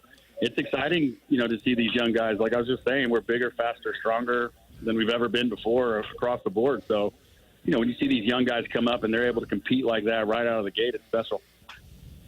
Rick, we have a home run derby, obviously, this weekend. Do you have any tips for us older gentlemen? Yeah, are you available beforehand for help? Just ask. Either one. For a friend, of course. All right. It's not how far, it's how many. So stay smooth and just try to barrel it up. Don't try to hit it 600 feet. Yeah, I got a problem with that. Yeah, Carey and I don't do as good hard with as that. I can. So don't. Okay, I'm hitting it like it owes me money. Well, Rick, we look forward to seeing you on Saturday night, and we appreciate you, man. You're one of our favorites. You're one of our listeners' favorites. So thank you so much for joining us. And again, we'll see you Saturday. Thanks, guys. Can't wait to see you. All right, Brad. See ya. All right, bye. That's Rick Ankiel here in the Fast Lane on 101 ESPN. I think that movie's going to be awesome. Yeah, I do. There's if anybody knows his story, there is a ton there. There's a lot. Think about the athletes over the course of time. Not that changed in college or from junior hockey or football. This guy was electric as a pitcher. Yeah, he had stuff you couldn't hit. Yep. Then he got the yips, and you hear it was a long journey. Right. And then he comes back, and then he's an all-star outfielder. Right. That's spectacular. Yeah. Like, guys, come on. Like, some people are gifted with more than others, and clearly he's one of those guys. Like, to be able to, like, it makes you think about the Bo Jacksons and Deion Sanders of the world, guys that can. Brian Jordan is going to be on Saturday night. An all-pro safety. Like, to be able to have that much talent to do one thing at an elite level and then say, you know what, I can also do this at an elite level. I mean, God gave some people more than he gave others, truthfully. No kidding. Yeah. Dunk used to tell me all the time he was the best athlete by far I've ever been around. And, I mean, you talk about Albert Pujols, being around Yachty, being around all these, Chris Carpenter. He said by far was Rick Ankiel. Oh, I could see that. It's not even close. As an athlete? Totally. Yes. I could see that. And he was talking about just standing around some of the backfields when Ank was, throwing, and that term snapdragon was coined after his curveball. And he said you hear that and watch the ball, how much it moved. He goes, Dunk said he'd never seen anything like it, ever. One of my favorite moments, obviously, him hitting the home run. Yeah. That was a really cool moment. But when the Cardinals played in Colorado, the two throws. Two unbelievable throws from third base, or to third base. And not only the throw, but the sell by Troy Glaus at the time. Like, just one of the coolest moments from a defensive side that I've seen in baseball in my lifetime. Yeah, just unbelievable. And just look, it's a human story too. Well, that's what I'm looking at too. Yeah. As an athlete, and Carey, can you imagine if I don't know what the comparable would be, but you're dropping the ball all the time. Yeah, I couldn't catch for a while. And then you got to go play like linebacker. Yeah. Or like right. Like for me, it'd be like, okay, now you're going to go be a goalie or something. And it's succeeding and be like an all-star. Right, absolutely. Well, there are players like that play basketball and then they go to the NFL. And it's easy for them. Absolutely. That's what they say. Yeah. They're unbelievable. I don't know if it's easy. No. It's kind of hard. We're just playing off that one thing. It's incredibly hard. It's incredibly hard. Tell him, Wash. Unless you're Charlie Ward. It's incredibly hard. Charlie Ward, yeah. Boy, you forget about Charlie Ward. Don't forget about Charlie Ward. Heisman Trophy winner. At Florida State. I think he played 17 years in the NBA. 15 years. And he was part of that point guard. And he was part of that 99 Knicks team, the shortened year that went to the finals against the Spurs. Charlie Ward was spectacular, man. Charlie Ward. I haven't heard that name in a while, man. I love the 90s Florida State Seminoles. Peter Ward, man.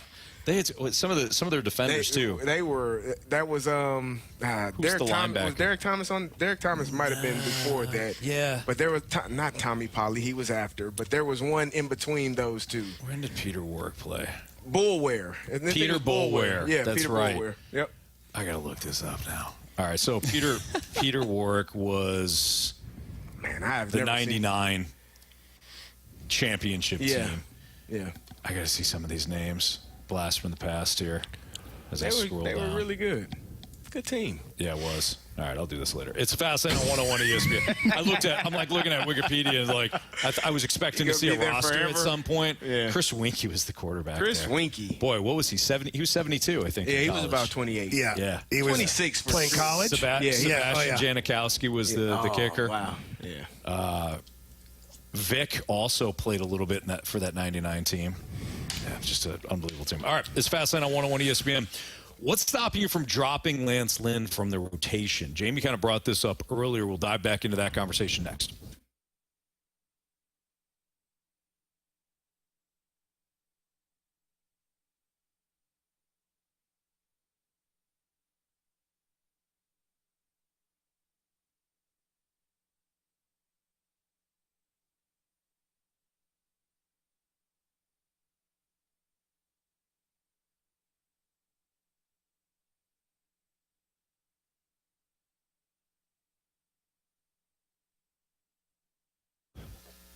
When it comes time to sell your home, you need a reliable, experienced, and trusted agent. Take it from me and get to know St. Louis's real estate expert, Gloria Liu, with your home sold guaranteed realty.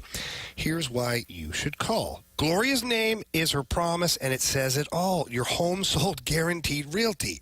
Gloria has mastered the home selling process by guaranteeing upfront and in writing to sell your home at your agreed-upon price and time frame, or she will buy it herself, and she guarantees that.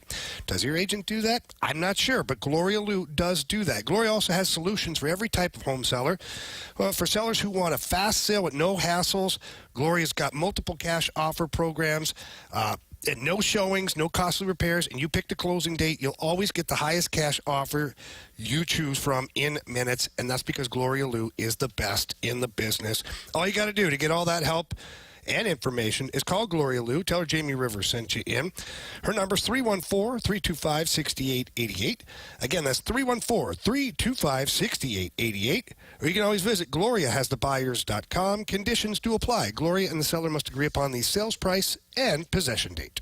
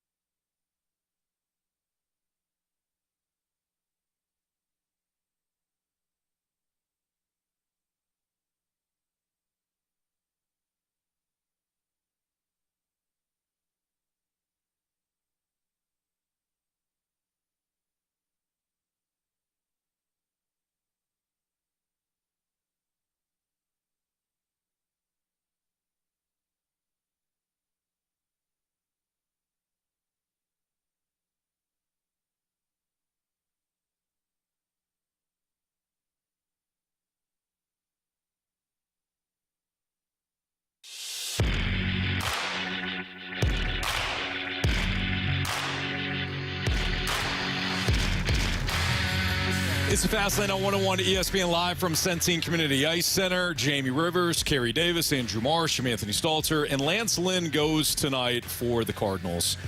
Lance Lynn, if you just look at the ERA, you might say to yourself, oh, yeah, it's not that bad. 4.39 ERA. Some of the advanced metrics, including fielding independent percentage at a 4.40. It's like dead on. He's what you're seeing from an ERA standpoint is how Lance Lynn is pitching from an advanced metric standpoint. It's not like his ERA is going to get any better or worse based on some of the advanced metrics. But his strikeout rate is the lowest it has been since 2017, his last year with the Cardinals, at an 8.60. His walk rate is higher than it was a year ago, which isn't good, a 3.46. His home run rate is actually down, but not that it's in a good range. Down from last year? Down from last year, which I think he gave up more home runs than anybody in the league. He did? Yeah. Is it down from 2 years ago? It is. Okay. Slightly. Okay. 1.31 compared to 1.41. Okay. Hey, look, Lance Lynn has not pitched well. He's not somebody that he's had pockets. He's had pockets, sure, but you don't really know what you're going to get, or you're going to get 3 innings of hey man, he's looking pretty good, and then boom, the blow up inning happens. Or you'll get 3 innings of just chaos. Right. So you brought up a point earlier when we were talking about Andre Pallante. Mm-hmm. Pallante has pitched well. He's still your swing man right now. When Steven Matz returns, or the Cardinals get a pitcher or two at the deadline, Andre Pallante likely swings back to the pen. I hate it. Why wouldn't that be Lance Lynn? Yeah, I'm with you. At this point, and Carey has said it numerous times before, at this point, you think the Cardinals probably just give Lance Lynn the spot because he's the veteran guy and all that. But I think the Goldschmidt and Arenado situations have changed the narrative. With Oli dropping them in the lineup, and those guys seemingly, based on everything we know, have accepted what's gone on and continued to plow through it. Goldie gets a home run a couple of games ago out of the 7-hole. Arenado hasn't complained. Yeah. I think it leaves the door open now to where Oli can do whatever the hell he needs to do to win baseball games. Mm-hmm. And I think that the feeling from the fan base is just that. I don't think the fans care. I don't think Cardinals fans care if Andre Pallante is on the bump, Lance Lynn is on the bump, they don't care. They just want to win baseball games. And if Andre Pallante gives you the best chance to not just squeak in, but maybe win a division or maybe be the first wild card team, whatever the case may be, if he gives you the best chance, if I'm Oli, I'm making the tough decision and I'm sending Lance Lynn to the bullpen. And if he doesn't like it, so what? I want to highlight something that you just said because I think it's spot on. I brought up something similar yesterday in talking about the offense. At some point, production is just production. You just need the meal to be made. Yep. And it's got to be correct and it's got to be good. Like, you just need the meal. What the ingredients are at that point, it doesn't really matter. We're in the second half now. So if Paul Goldschmidt is lacking power, he no longer can hit fourth for you. We're not in the first half. We're not playing this thing out. Yeah. If Nolan Arenado is not providing power, he cannot be in a power spot in the lineup. That's just the bottom line. If you are getting production out of Andre Pallante and you're not getting production out of Lance Lynn, again, this is the second half. Production needs to be production. And you're right. I don't think Cardinals fans are going to care. We're not going to care. Just get the job done. And I also feel like you have to sometimes, in every sport, there's a 1-year plan, the 3-year plan, the 5-year plan, right? If Andre Pallante's pushing the envelope right now with what he's done this year to be in the rotation ahead of Lance Lynn, that puts him well ahead of certain people to be in your rotation for years to come at a really good cost-controlled price. Sure. You're not going to bring back Lance Lynn next year in lieu of Andre Pallante if Pallante's your guy that you go with down the stretch. Right. And then going into next year, we know the Cardinals are going to have to address their rotation. They're going to have to because Gibby and Lance Lynn are on 1-year deals. Michaelis, I believe, is up. Is he not? No. Oh, he's got one more. He's got one more year. So, but it's coming around, right? Yeah. So you're going to have some guys from within make progress. And I think Andre Pallante right now, I feel pretty comfortable with that kid on the bump. Yeah, I do too. Yeah, I do as well. I'm looking at the stats I went back to June 1st because the numbers are comparable for all the starting pitchers. And he does have the lowest ERA amongst the starters. He's played one less game. Boom, roasted, Carey. Yeah. Take that. Other than Miles Michaelis and Sonny Gray. Yep. But I still don't know that that's going to be enough to keep him in the starting rotation. He's at a 3.92 ERA. Lance Lynn, since June 1st, is at a 5.77. That's not good. It's not great. Not good. I wasn't great in math, but 5 is greater than 3. Yes, it is. Yeah. So, but I still don't know. It's going to be interesting to see how it plays out. I think the Cardinals are going to try again to find something at the deadline to maybe not have to deal with this issue and move on and put both of them in the bullpen if that takes place. But I think it's going to be interesting to see how the chips fall for this because moving Goldie and Arenado out of their normal spots in the 3, 4, or 5 hole, I think that's one thing. If they move them from, let's say you take Paul Goldschmidt and said, you're not playing well enough at first base, we're just going to DH you. To me, that's similar to moving a pitcher to the bullpen. Like, the role is vastly changed. Now, Goldie and Arenado are still batting. They're just batting in different spots. But if you change their role from what they do every single day to moving them to a different role, I think that would be similar to moving a starter like Lance Lynn to the bullpen. Okay, so do you think that's what it would be compared to, or would it be more like what's going on right now is Lance Lynn is in the rotation, so that would be, in my eyes, comparable to Goldie and Arenado in the 3 and 4 holes. Mm-hmm. Lance Lynn gets moved to the bullpen. He's still playing. He's still a part of the team. To me, I find that comparable to moving Goldie to the 7 hole. Yeah. It's a demotion, but you're still playing. Right. But you're not playing in the role that you are accustomed to. I know, but you're also not performing in the way you're accustomed to. I agree. It's gonna. I will be intrigued to see how it goes. Andre Pallante, I think, has done enough to earn that spot, and he's going to continue, hopefully, to pitch at the level that he needs to continue to earn that spot. I think he has earned that spot, and maybe it's like what Alec Burleson has done. He earned the right to play every single day. Maybe Andre Pallante has earned the right to be in that starting rotation, and if they go and get another person, I think there's going to be a tough conversation for Lance Lynn, though. Wasn't this the point, though, of getting those guys on one-year deals to see if you had someone that could ultimately push them out? Yes. Yes. So why not give them that opportunity? Absolutely. Like, that's the whole – I mean, maybe that wasn't the reason. Maybe we just thought wrong. But I would have to assume that is the reason why you bring in these one-year contract-type players, so you can see what you have in your system that can ultimately push these guys out of the rotation, and we're seeing that happening in real time right now, and I wonder what the Cardinals are going to do about it.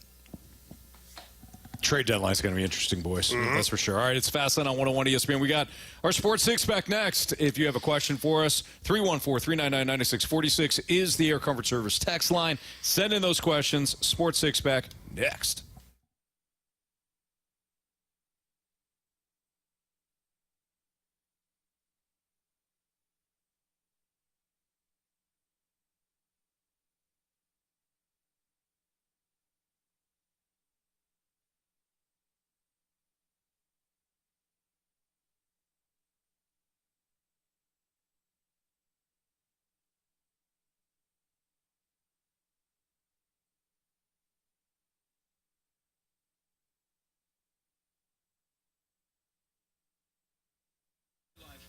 Auto Center's Nissan Herculaneum, they've got your next new ride, and they got it waiting for you right now. Visit them at AutoCentersNissan.com. You could check out all that Auto Centers Nissan has to offer, including over 700 vehicles, all in one location. So it's not like these other dealerships where you drive out to one location and like, oh, you like that vehicle? Okay, that is actually in our south dealership. If you just, go 40 minutes south, you'll find, nope. When it comes to Auto Centers Nissan Herculaneum, they have all the vehicles right there ready to go. And they still have their hail sale going on right now. It was extended earlier this month. I don't know how many vehicles they have left for their hail sale, but I do know that you, for a limited time, can enjoy the massive price discounts with no payments for 3 months and no down payment available on select new and used inventory right now at Auto Centers Nissan Herculaneum. As always, the offers include their 30-day new car return promise. Auto Centers is so confident that you'll love the vehicle and you'll love the experience that you can get that 30-day peace of mind. So if you want to bring the vehicle back within 30 days, you can. For any reason, you get a refund when it comes to your money. Complimentary lifetime warranty on new Nissans and eligible used vehicles. Complimentary one-year maintenance on new Nissan purchases. It's Auto Centers Nissan at AutoCentersNissan.com.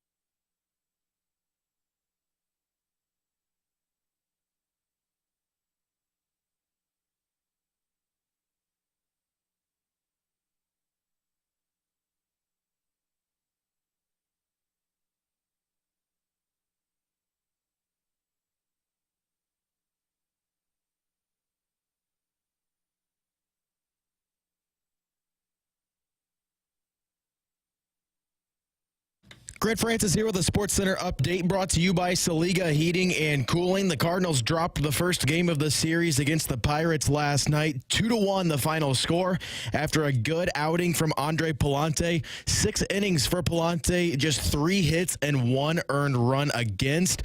But it wasn't enough as the Bats couldn't get it going in the loss. Tonight they'll look to rebound. Lance Lynn on the mound for the Cardinals going up against Paul Skeens. First pitch from PNC Park at 5:40. I'm Grant Francis. The Sports Center update's been brought to you by Saliga Heating and Cooling, an independent American Standard heating and air conditioning dealer.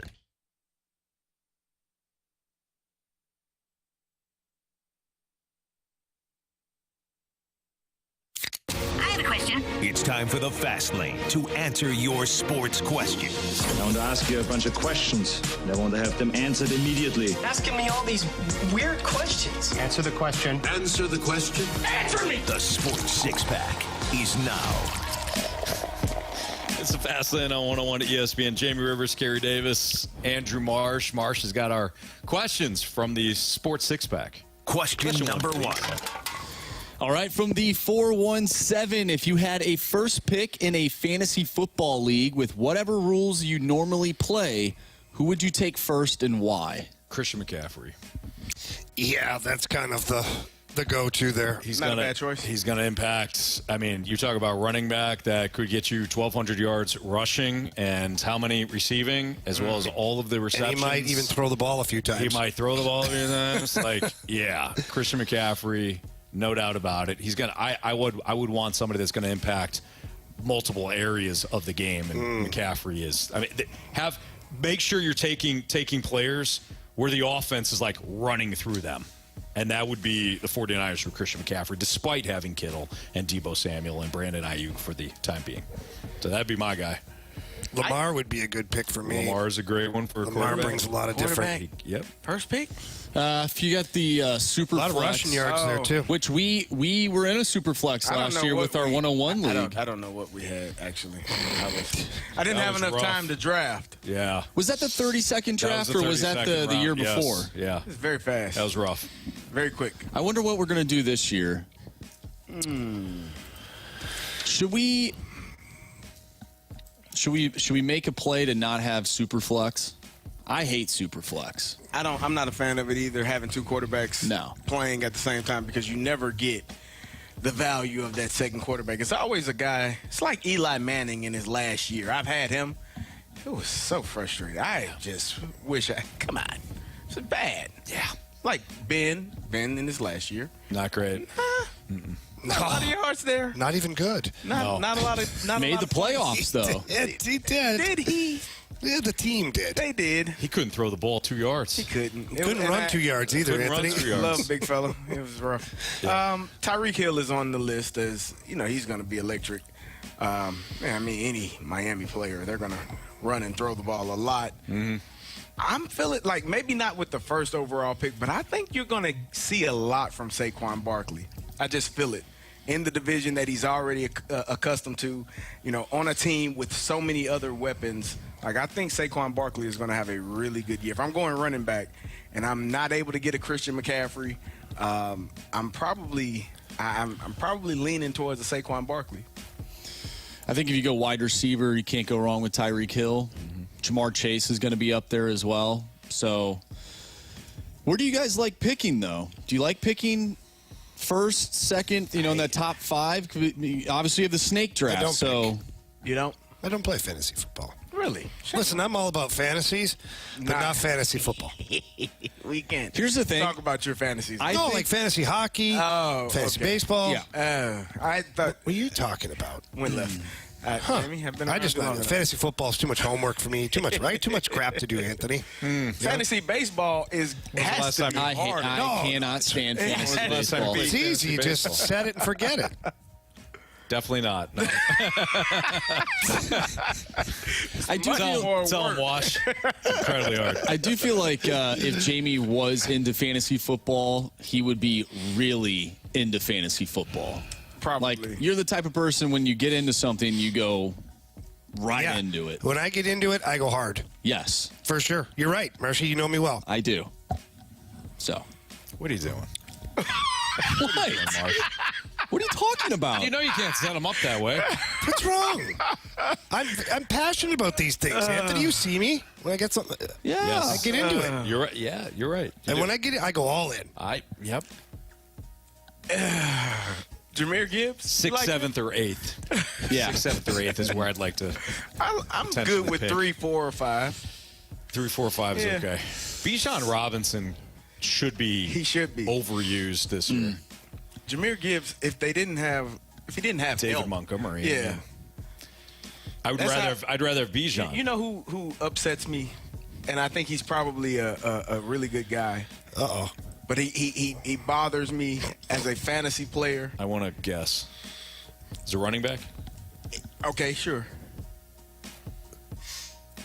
Justin Fields. No. That's a good one. Taysom Hill. Yes! Oh, my God. He drives me crazy. He's kind of the... What are we doing?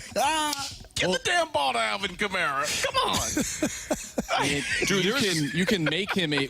There were times where he was playing quarterback and would run like all over the field, but you could slot him in as a tight end because he plays everywhere. Right. So but you're then the getting... next week they wouldn't use him. You're getting quarterback numbers like at your tight end. What are we doing? Yeah. Make a decision. Yeah, let him play or don't, but get him out of the way so Alvin can do his thing. Come on. The Alvin Kamara usage was weird last year. I remember watching a game. It was either a Thursday night or Sunday. It was a primetime game. Yeah.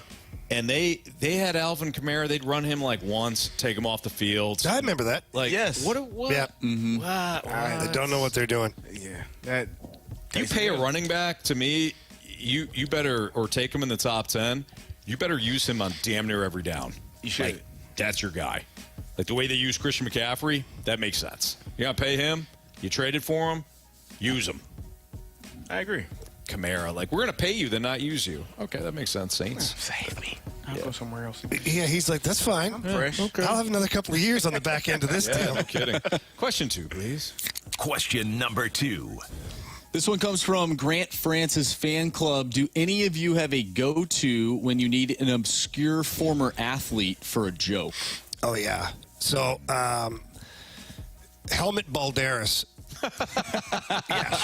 Helmets. Balderas. Yeah, he's a Czech hockey player way back when. He had a line mate called Yuri Bubla. Okay. And so I would always make fun of that. Like, teammates would do something. Like, I haven't seen that since Helmut Balderas passed it over to Yuri Bubla. You know what that reminds me of? What? Schoolboy Row. Oh, Schoolboy Row. There you go. Right? That's yours. That's mine. Schoolboy Row. Yeah. Schoolboy Row. Yeah. Yep. I think my friends, we like to use Radic Bonk. Radic Bonk? Radic, like Anthony, you Radic bonked your head on the pool, the pool wall. Now, what was he? He played with me in Ottawa. Did he? He's a hockey player. Okay. And then there's... huge cranium on this guy. He must have had a neck that was so strong to hold that friggin' Sputnik up there. That's hilarious. I don't Carey, think you there's have any one? football guys. No, it's a quarterback, but I can't think of the name. Nathan Peterman? No, not the Peterman. Who's the guy with the long neck? Oh, that's Mike Glennon. That was Mike Glennon. Oh, I was thinking of Davis Mills. Oh no. No. Jim Bob Cooter is a Great one. Offensive coordinator. That's a great one. Jim Bob, but there was a quarterback, Booty. One of the Booties. John David Booty. David Booty. Yeah. One of the booty guys? Yeah, one of the Booties. Yeah, John David Booty. All right. UC Jokinen's another one Oh, that yeah. me and my friends use. Another hockey player. Must be yoking in me. Well, not bad. All right, we'll carry over the Sports Six-Pack next in the Fast Lane on 101 ESPN.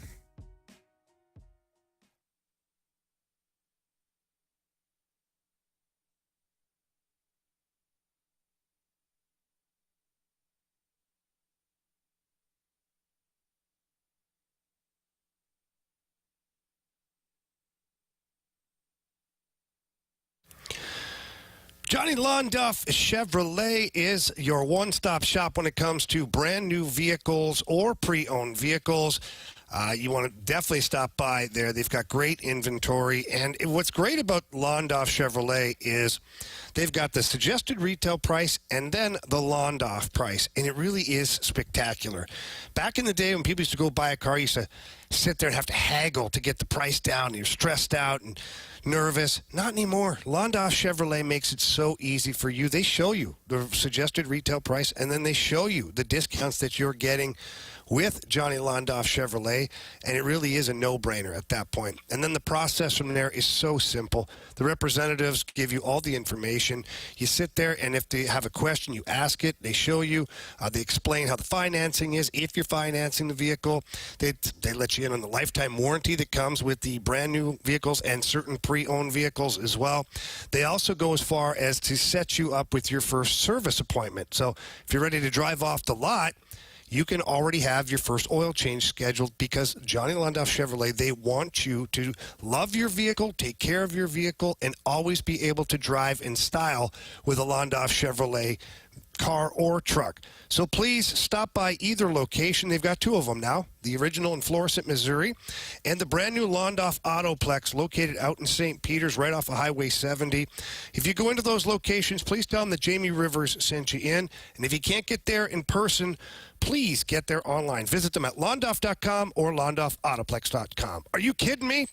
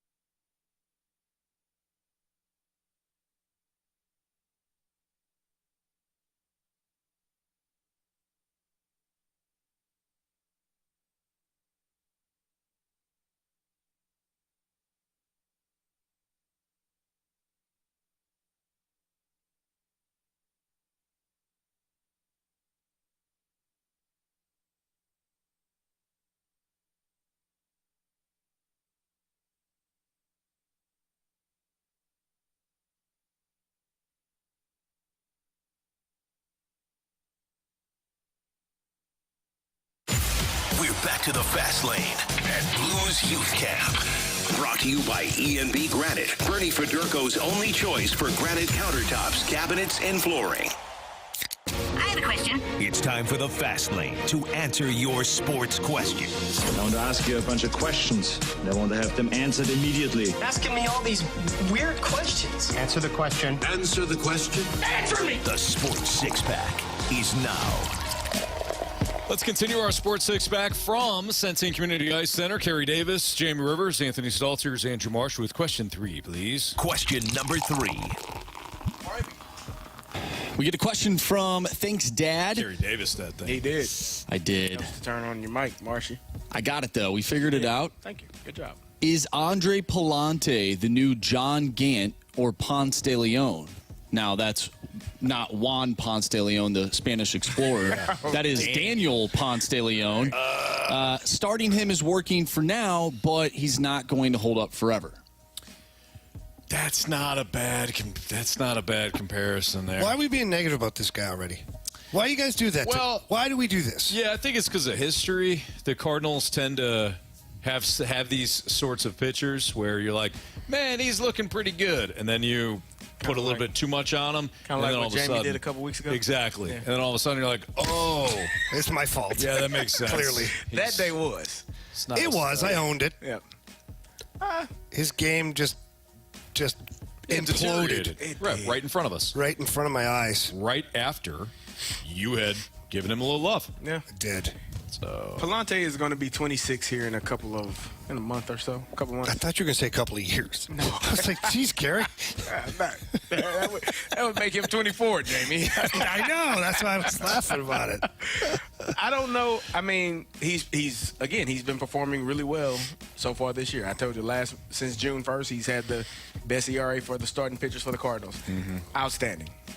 Is it sustainable? I hope so. Is he, if and when they make it to the playoffs, is he the fourth guy and Lance Lynn is not? I don't know. I don't think the fourth guy's on the roster. No, probably not. Really? Yes. I don't think the fourth starter's on the roster right now. No. No, he is. Well, yeah, they have one right now currently. They're going to Correct, Carey. They're going to get a 2 and move the 2, 3, 4. So okay. You know what I mean? Well, I'm saying I don't agree. The fourth starter is not on the Cardinals roster. I heard you, Anthony. What the hell? I don't Carey, agree. What he's alluding to is they're going to make a trade. Yeah. I was trying to help you. No, I understand what he's saying. I get that. Marsh, you get the dry erase board out for Carey. I don't agree. I don't think they're going to make a trade that's going to be something that is. You don't think they'll at least get a number 4 starter? You just don't want to believe. No, this is why you didn't wear the red Cardinal. Well, no, I didn't wear the red shirt. Cardinal Synergy hockey shirt because Jamie didn't get me one. Sorry, I had to sew 2 of them together. He sewed 2 of them together. He couldn't sew the red one together. Yeah, it's fine. It's available in blue. I appreciate it. I got you one of those. Not too picky. But no, I don't know. I don't think who is who is the fourth starter that is not on this current roster that will be come trade deadline? UC Kikuchi. Do you? Yeah. Yeah. If you're lucky. He's the fourth. All right. Yep. Or Zach Eflin. Right. High School Musical. He was great. That's Zach. No, Efron. that's Zach Efron. He did say that last week, and I was did. like, ooh, that's when did he start pitching? He's always in great shape. He is. He was a wrestler in the movie. Yeah. Yeah. He was all shredded up there. Mm-hmm. Went on the greatest beer run ever, too. I don't know if you've seen that documentary. I have not. No. I haven't seen that one. It's pretty interesting. I saw a documentary where he was a horrible next-door neighbor. I saw that one, too. Well, it depends on who you are, you know? Correct. Depends on what you're looking for. If you like to party. I mean, if you're trying to get a baby to sleep. Yeah. Oh, I thought you were going a different direction. I did, too. I think we're trying. They were. At one point. Working on it. That documentary featured a couple that was working on it. Yeah. He was a bad neighbor in that one. Mm-hmm. Depends. In the end, it all worked out in said documentary. Yeah. They got a sequel. Yeah. It worked out really well. Question 4, please. Question number 4. From the 636, what fictional baseball player would you put on this year's Cardinals team? What's his name? Roy Hobbs. Yep, that's the one. The natural. Yeah. That's exactly. You need right-handed bat. Plug him right into the 4 spot. Or a third. You guys move Contreras to 4. And he can pitch. And he can pitch. Henry Rowan Gardner. No. Yeah. No, his arm was blown out. Before it blew out. It blew out. I'm in. He threw Carey's a ball right. to home from the outfield. I'm with Carey. He blew his arm out. He is Paul Skeens' Did he have Tommy John? Is he back? He was good. How do you know he's the same player? I know he is. Roy Hobbs got shot. Played through it. Wasn't he a left-handed bat? Yeah, so we don't need another one. Yeah, you just said right. Yeah, I know. And then I saw the movie in my head. I was like, oh yeah, no, yeah. I don't care. I'll take his bat anytime. Oh, okay, so Wonder we need Boy. Robert Redford. we need a right-handed bat and Pedro a starting Serrano. pitcher. No, he can't hit the curveball. He figured that out too. He had to get the chicken. He figured it out one time, Carey. How many times did he need? He figured it out when he needed. Even a to figure blind it out. squirrel finds a nut. You know? You know, help me now, Joe Boo. I say, you. Yeah. I do it myself. Do it myself. No, Carey's right. It's got to be Henry Rowan-Gardner before the injury zapped his potential. Yeah. He was spectacular. He was. I mean, he struck out Griffey. Come on. He struck out Bonds. They didn't even see it. And how did it end up? He struck out. He that did the big same guy from thing that Mets. the Cardinals did to guys last year. He blew his arm out. Hey, I'll tell you who they would get though. We want the young guy that's throwing BBs. Oh, God. They're going to go get an old wily veteran named Billy Chappell from the Detroit Tigers. Bring him in to bolster the rotation. Or they're going to go It'd be get Ed what's Harris. his name? Yes, from Major League. I got this tiger ball on my chest. I got one more, Skip. No, Eddie, you pitched well today. Yeah. If the umpires aren't looking, My arm is if the umpires are looking, sometimes I rub a little jalapeno under my nose. Get that snot. Yeah. You put snot on the ball. On the ball. Yep. Whatever it takes, man. Question number They'd 5. get Harris. Grant's heard enough. Yeah. Grant's like, this was a quality program.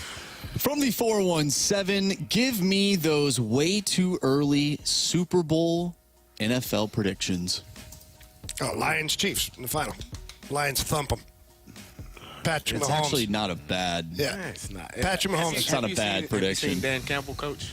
I've been watching receiver and his players. Oh, don't you take shots at Dan Campbell? I love Dan Campbell. No, you don't. But apparently. he's going to go for it you're talking about that side of it. Yeah, no, whoa, yeah. He's going to go that'll for it definitely on prevent 12 them. from his own 25. Whoa, Anthony. Coming from Carey, the guy that wants the Cardinals to go for it at all costs. Just trade everything you got. Now he doesn't like a coach that goes for it. It's a different sport. Now, it doesn't matter. All of a sudden, you don't like the coach that goes for it. Not on 4th and Shame 12 on you. your own 25. I think the percentages are You know low. what? I'm not an analytics guy, but I blame the players. Okay. You have to execute. You got to put them in a good position, That's Jamie. another Carey. Ism. That's right. I'll go with the Chiefs, of course, because nobody's going to beat Mahomes. And I will go with... Come on, man. Do it. Oh, boy. The Packers. Whoa. All right, I'm going to go easy because I think the NFC side, I believe, is easier. Neither one of you said the 49ers. I know. Which is because I didn't want it to have is the same Well, they're not going to matchup beat the again. Lions. Well, they beat them last year. Nah, They beat that them was again. last year. It's different. They are a year wiser and better. They've got problems in the locker room. Quarterback got another Ayuk is year. mad at his team. They all don't like him. Brock Purdy's pissed off. I think you just made that up. No. Seemed like it. Maybe.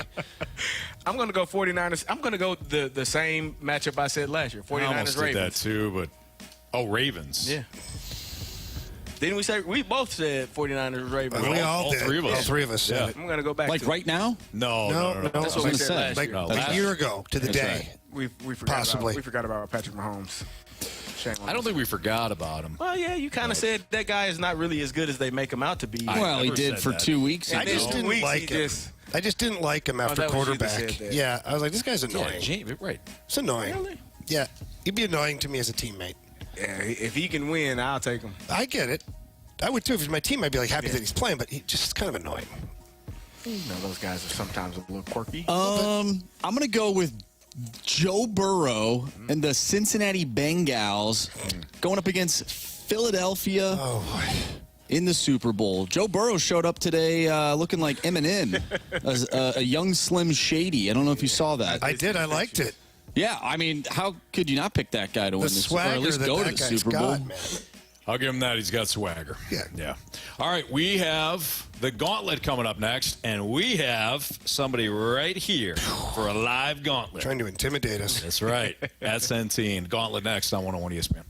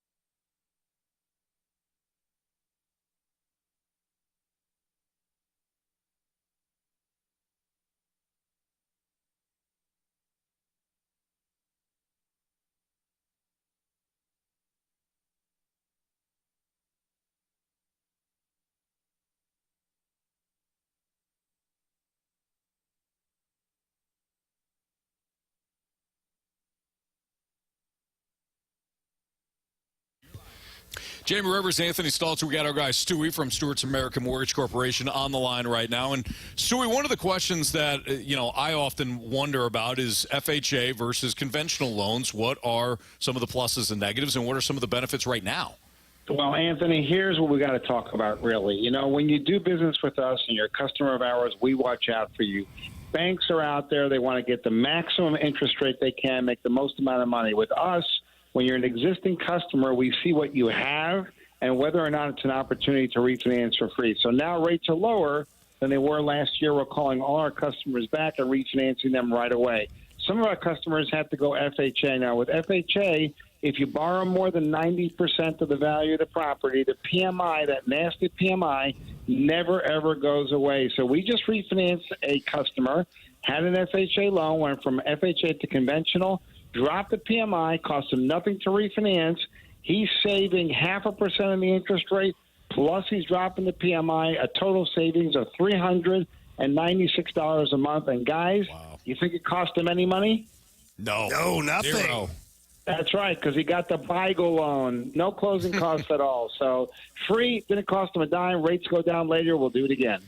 I've said this time and time again. This is exactly why you have to call our guy Stewie. He's always thinking out there for you. He makes it easy, but you have to call him or text him. His personal cell phone number is 314-324-4440. Again, that number is 314-324-4440. And if you can't remember that, you heard Stewie talk about it. All you have to do is Google the bagel loan. Thanks, Stewie. Have a good night, guys.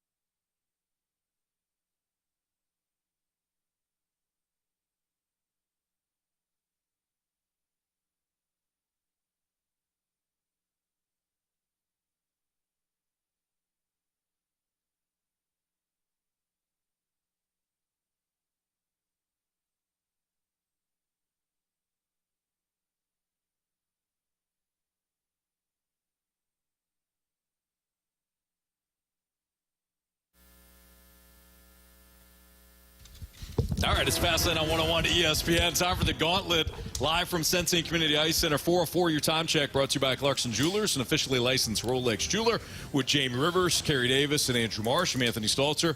And we have a special guest with us right here live at Centene. It's Luke. Luke, what's going on, man? Not much. How are you guys? Doing good. Yeah, Luke works over here at the Centene Community Ice Center, takes care of these things and makes sure the place looks as great as it is. And people always have a great time here. So it's fun to have Luke. He listens to the show a lot. I know that. So now he gets his crack at one of us. There you go. So this is your first time, obviously. Yes. Luke. Okay. Yes. You nervous at all? A little bit. A little bit? You're fine. You're going to be great. So we already kicked Carey out because we asked Luke beforehand. We say, hey, Luke, who do you, since we got 4 microphones, Luke, who do you want? And he said he was going to absolutely take Carey behind the woodshed. He did. That's what Luke said. He We're did. like, okay. So Carey's already out in the makeshift cone of silence here. So Luke, go ahead and tell Grant, who's back at our studios right now, to spin the wheel.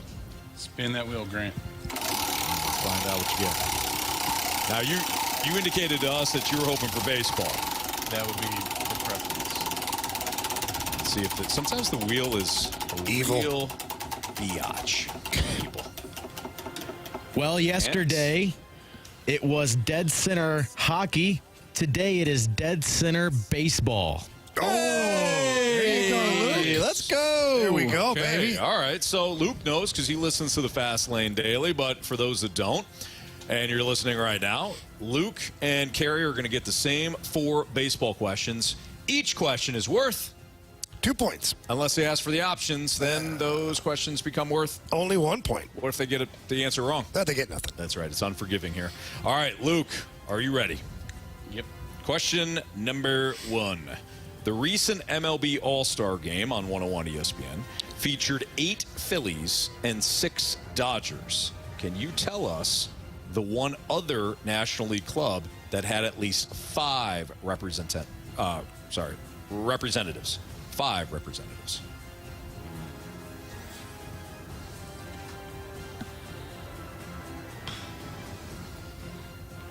I'll take the options. All right. The Atlanta Braves, the Milwaukee Brewers, or the San Diego Padres? I'll go with the Braves. Final answer? Yep. All right, Luke, question 2. The Cardinals recently wrapped up a 4-game series against the Nationals. Since 1969, how many times has the Washington/Montreal franchise made the playoffs? Options. Was it 6 times, 8 times, or 12 times? I'll split the difference. 8. Final answer? Yep. All right. Question number 3. Redbirds outfielder Lars Nootbaar suited up for Team Japan in the 2023 World Baseball Classic. Which nation, though, posted a tournament-leading 12 home runs total? U.S. Final answer? Yeah. All right, Luke. Last question. Name the former major leaguer who also threw 2 no-hitters while leading his Long Beach team to a Little League World Series championship.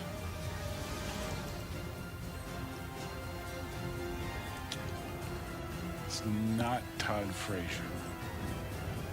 Pretty sure he's from New Jersey. Options. Sean Burrows, Ken Griffey Jr., or Todd Frazier? Sean Burrows. Final answer? Yep. All right. Well, welcome back, Carey Davis. All right, Luke, nice job. You can hang out here for a second. You and Carey can swap You can spots. give him a dirty look, too, on your way by. It's quite fine, you know? Yep. All right, so Carey is making his way back in. Carey's playing nice right now. He is a nice guy. Competitive as hell, too. He very much so. All right, Carey. Your category today is baseball. Okay. Jamie? Pack a lunch there, buddy. Alrighty. All right. Are you ready? I'm ready. Question 1.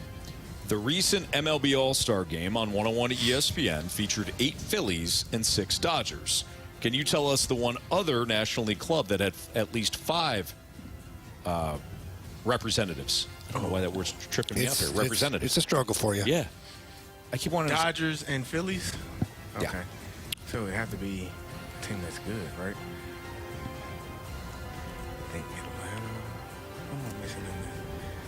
And not the Brewers. Atlanta? Ooh. Mets? No.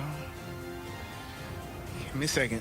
I know shot clock. I don't want any problems. I wasn't going to bring it up. But, okay. You know. I'm going to say Atlanta. Final answer. All right, Carey. Question 2. The Cardinals recently wrapped up a 4-game series against the Nationals. Since 1969, how many times has the Washington/Montreal franchise made the playoffs? The hell? It's pretty common knowledge. Oh, okay. Oh, yeah. 2 times is it? Give me the options. All right. Is it 6 times, 8 times, or 12 times? 6, 8, or 12. Mm-hmm. It's common knowledge, as you say, huh? It is. Jamie? It's out there. All right, 6. Final answer. Question number 3.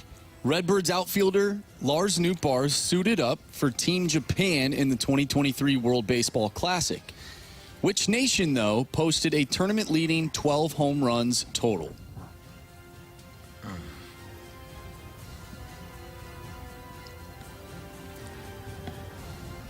Options. Your options are Mexico, Japan, or United States. That's a trick question. Oh. You know what? Let's go USA. USA. Final answer. All right, last question, Carey. Name the former major leaguer who also threw 2 no-hitters while leading his Long Beach team to a Little League World Series championship.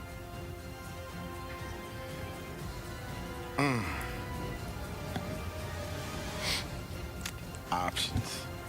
Sean Burroughs, Ken Griffey Jr., or Todd Frazier. Wait, he threw 2 no-hitters as a professional player? Name the former major leaguer who also threw 2 no-hitters while leading his Long Beach team to the Little League World Series championship. Okay, can I get the options again? You're about to say Long Beach State. Yeah, I was. I totally make it was. even more complicated. Yeah, right. Sean Burroughs, Ken Griffey Jr., or Todd Frazier. Todd Frazier, final answer. All right. I think I remember him in the Little League World Series. Okay, let's go over these. Luke, who's down here at Centene, versus Carey Davis. The recent MLB All-Star Game on 101 ESPN featured 8 Phillies and 6 Dodgers. Can you tell us the other National League club that had at least 5 representatives? Nailed it. I was waiting. Luke said the Braves. Carey said the Braves.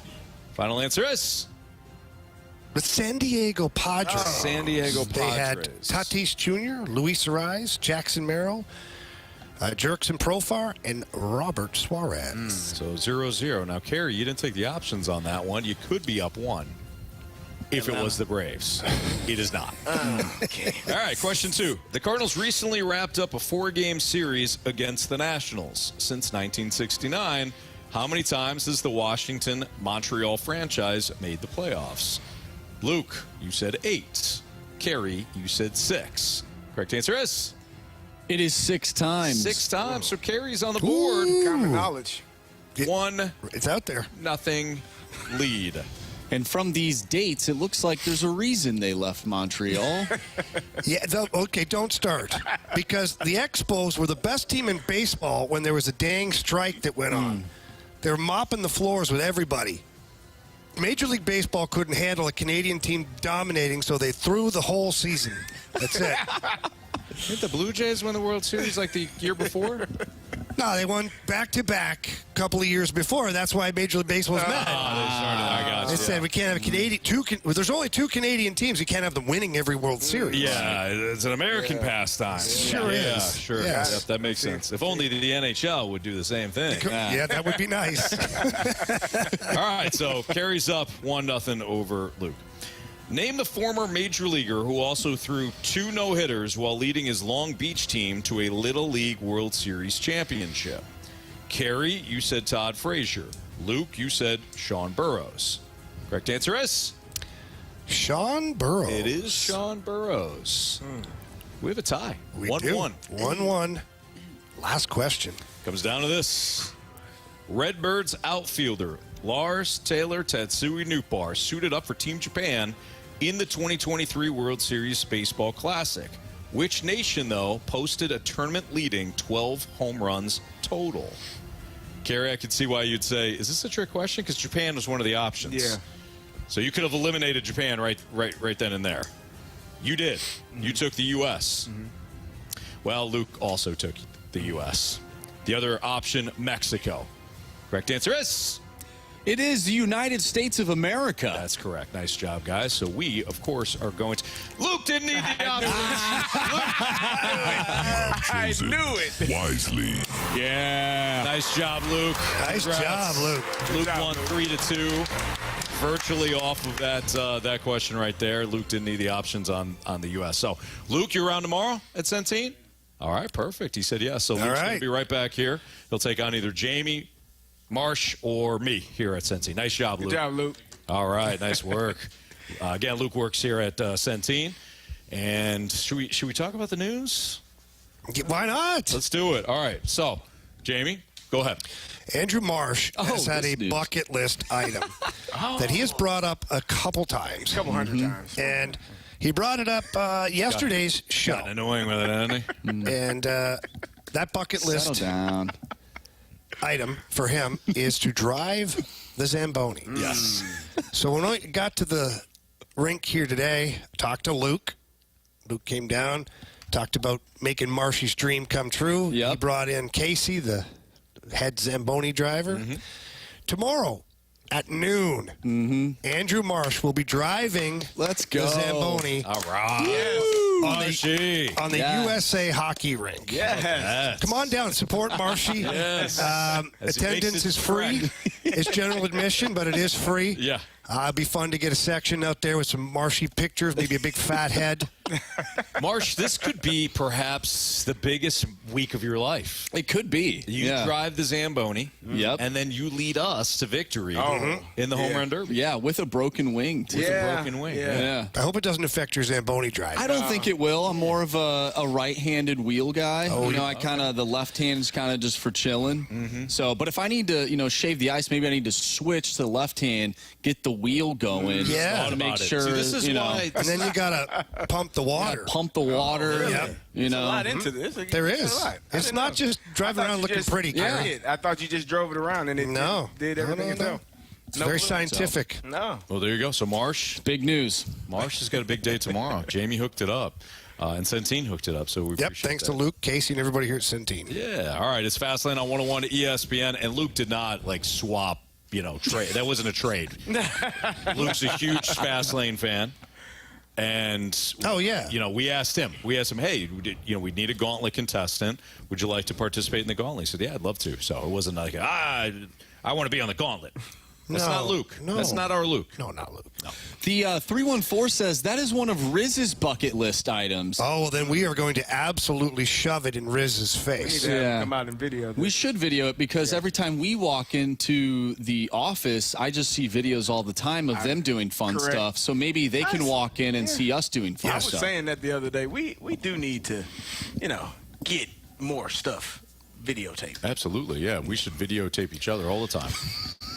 Carey, I think it's a great idea, quite honestly. Not quite how I think we should set up cameras in our homes and office and other places. Not quite. What if we just live stream it? Yeah. Didn't mean it like that. Like a subscription base. We could have people that pay $10 You want to see the Fastlane more. to see the Fastlane. It's like the Truman Show. Yeah. Yeah. Good idea, Carey. I think people would pay to watch what goes on in our homes. Carey. Always coming up with great ideas. All right, let's think of a screen name now. Okay. How much can Jake Neighbours change the narrative for the Blues? We'll get to that next on 101 ESPN.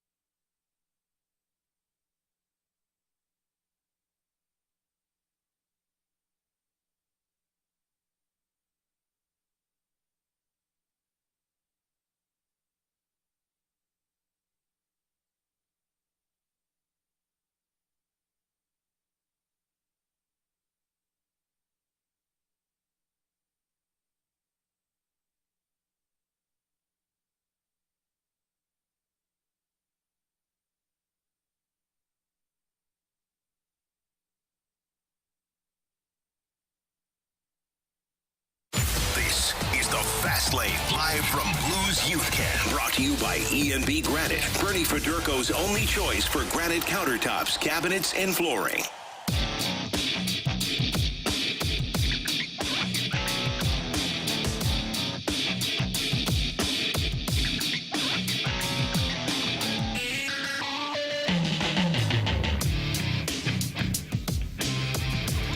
Carey Davis that. I don't know if it's a Carey. I mean, it's all of us at this point. It is. Jamie has done it. Marcy done it. I just fast You laned should never do it because you bring us back every time. Well, and you're the radio guy. You are. I expect more out of you. Now you're lying. It's a Fast Lane on 101 at ESPN. Our guy, Jeremy Rutherford of The Athletic, put together a column about Jake Neighbours recently. And it's like, hey, Jake Neighbours had one hell of a season last year. What now? What's next? What's essentially the next step for Jake Neighbours, and how much? I think from like my standpoint, Jamie, how much can he change the narrative for the Blues next season? Because the narrative right now is like, yeah, they're a fringe playoff team again. Yeah, but he's part of he's part of a young core that could really change things instantly for the Blues. Yeah. So, an interesting season for Jake Neighbours last year. He stays with the team early on as a role player, an identity player is what Craig Berube called it. And that's kind of where he slotted in at the start of the season. He had an okay training camp, an okay preseason. You knew he's a smart kid. You know he's a good kid. He's going to work hard. And so you gave him a roster spot. And from there, everything just trended upward for Jake Neighbours. Great kid. We hear that all the time, but he really is a great kid, hard worker, listens to the coaching, accepts the coaching, and then goes out there and does what the team needs. Mm-hmm. And that's really where it all changed for Jake Neighbours was when Drew Bannister took over. And this, by the way, this had nothing to do with Craig Berube. Because Craig Berube had already elevated Jake Neighbours in the lineup a few times. Got him up to second line, third line, second line. But when Drew Bannister took over, the Blues had no net front presence. Not enough. And so Drew Bannister turned to Jake Neighbours and said, you're going to play on my first power play if you can play in front of the net. We'll see. If you can't, we'll find somebody else. Mm-hmm. And it was Oscar Sundqvist on the second unit, Jake Neighbours on the first unit, and Jake Neighbours never looked back. Yeah. Deflection goal, rebound goal, little chip-in goal. He was an animal in front of that net. Did a great job. And that power play also was the benefactor because the power play percentage trended upward as well. Along with Jake Neighbours' success, Robert Thomas had more success. Torrey Krug had more success. Like it was a good decision. So now what lies ahead for Jake Neighbours? He 27 goals last year. He gets hurt, gets the concussion at the end of the season. The Blues are careful. They don't play him coming down the stretch. He wanted to get 30 goals, obviously. That's the kind of kid he is. He's a competitor. He wants more. But what does next year look like? Was last year an anomaly for Jake Neighbours? Is this the player that he is? Is he a 25 to 30 goal scorer? Or was he just the benefactor of getting really good ice time and some good bounces? I'd like to think he's a really good player. Mm-hmm. I'd like to think that he's a 20 to 25 goal scorer. I don't know if he's a 30 goal scorer. Although I said he was a 15-goal scorer last year, and he threw that in my face. So hopefully that trends the same way this year. But I think he's a 20, 25-goal scorer. He's going to be a good, solid net front presence. He'll be elevated again in the lineup this year because why wouldn't you? Yeah. He's one of your top goal scorers from the year before. And what I like about Jake is, Jeremy Rutherford had a great that piece in The Athletic. Jake Neighbours went back home already trying to get stronger, trying to get faster. And he does bring up an interesting part of it is people always thought, he's a third-line type guy. He's like, yeah, I can play that kind of game, but I also like to think I have a good amount of skill. I see the ice really well. I make really good plays. And we saw the hockey IQ really come to fruition when he played with Robert Thomas. Yeah. Because Robert Thomas is he's a smart hockey player. And he thinks of plays before the plays happen. We're not talking like Gretzky style here, but Robert Thomas, definitely you can see wheels are turning before he even gets the puck. He knows where he wants to go with it. So to play with guys like that, sometimes that can be difficult. You're not in sync. You don't know what he's thinking. Jake Neighbours looked really good playing alongside Robert Thomas. So will he get that slot coming out of training camp? To be determined, but he can bring that physicality, the net front presence, and he's also a really smart hockey player. He also, the style of game that the Blues needed last year, he was willing to do, and that translates really no matter where you are, who you are, because he's willing to do the dirty work. Right, he's a guy that is not afraid of. You talk about it all the time. Being in front of that net is treacherous. It's dangerous. Guys are trying to move you out of the spot. They're hitting you, punching, pushing you. You know, and he's willing to sit in there and take it to make sure that the team has a chance to score goals and win games. So I think you're actually going to see an even better version of Jake Neighbours. I don't know how about the goal score. I'm not going to predict points and goals and things like that. But for me, when I watched the beginning of the season, the middle of the season, and the end of the season, the Jake Neighbours I saw towards the end of the season was way different than the beginning of the season. And why is that? Confidence. And he's gone back home now. He's going to train all summer. He will get bigger and stronger. He's still a boy. You don't get your man strength till you're 25, 26, 27. Yeah. And you know that. Like, there's a difference. And so Jake Neighbours is going to continue to get stronger, continue to get faster. And when he comes into training camp next year, I predict that Jake Neighbours, not only is he more dominant as a player overall, but physically more confident. Yeah. I think you'll see him in more altercations next year, to where he's not going to take a back seat. He's not going to wait and see. He's going to be aggressive. He's going to lay the body on and watch. It's inevitable. Every young player goes through it to where, like, their third, fourth year, all of a sudden you're no longer, I don't want to say timid because that's a bad choice of words, but you're not doubting. You're more confident, though, because I think your first couple of years, part of you is still trying to figure out, how do I fit in this role? Can I play at this level? Even the greatest players, like you, still, it takes a year or two, no matter the sport, to realize, no, I do belong. And once you get to that spot where, oh, I can do this, the confidence does shoot through the roof. Yeah, and I'm excited to see that, and I know that Blues fans should be excited to see it as well. It's Fastlane on 101 ESPN. We're going to play Are You Sold next. So if you have an Are You Sold statement that you want to send into the Air Comfort Service text line, you can do so 314-399-9646. Are You Sold next from Centene.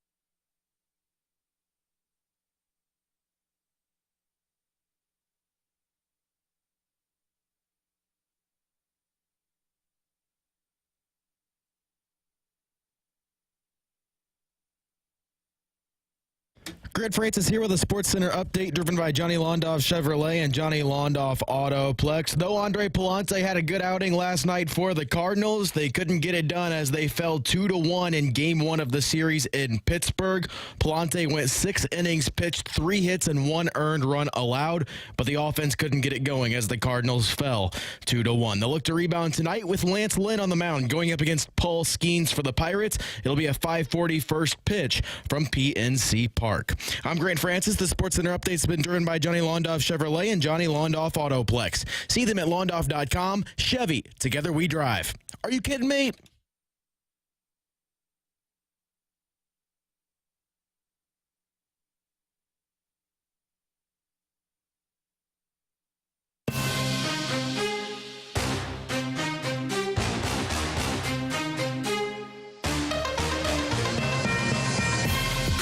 Time to play Are You Sold here in the Fast Lane on 101 ESPN. This is where you send in a statement, and we'll tell you whether or not we're sold on it. Kind of easy. Easy concept. In 10 minutes, we're going to talk to Pete Kozma, who will be in the Home Run Derby this Saturday night. Former Cardinal will join us in 10 minutes. Marsh, go.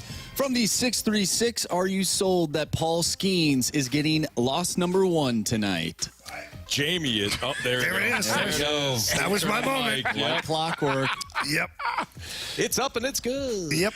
Mic on. That's good. It's always a good start. We don't normally have to do it. Marshy does Very it true. for us. It's true. Yeah, we That's can't right. even handle this. One less thing we have to think about. Now we have to think about it when we're on the road. Although I do think It's about terrible. turning it off quickly. Yeah. I do. I do that as well. Yeah, the moment we go, coming up next, I'm like, off. I think tonight's the night. Old Skeeny boy gets out there on the bump, thinks he's going to shove on the Cardinals. You know, they only put up 1 run last night. Not a big deal. It's going to get tricky, going to get a little cutesy-wootsy. Maybe Livy Dunn's up there cheering away, doing little backflips and somersaults. I think that would make him perform better. You would think.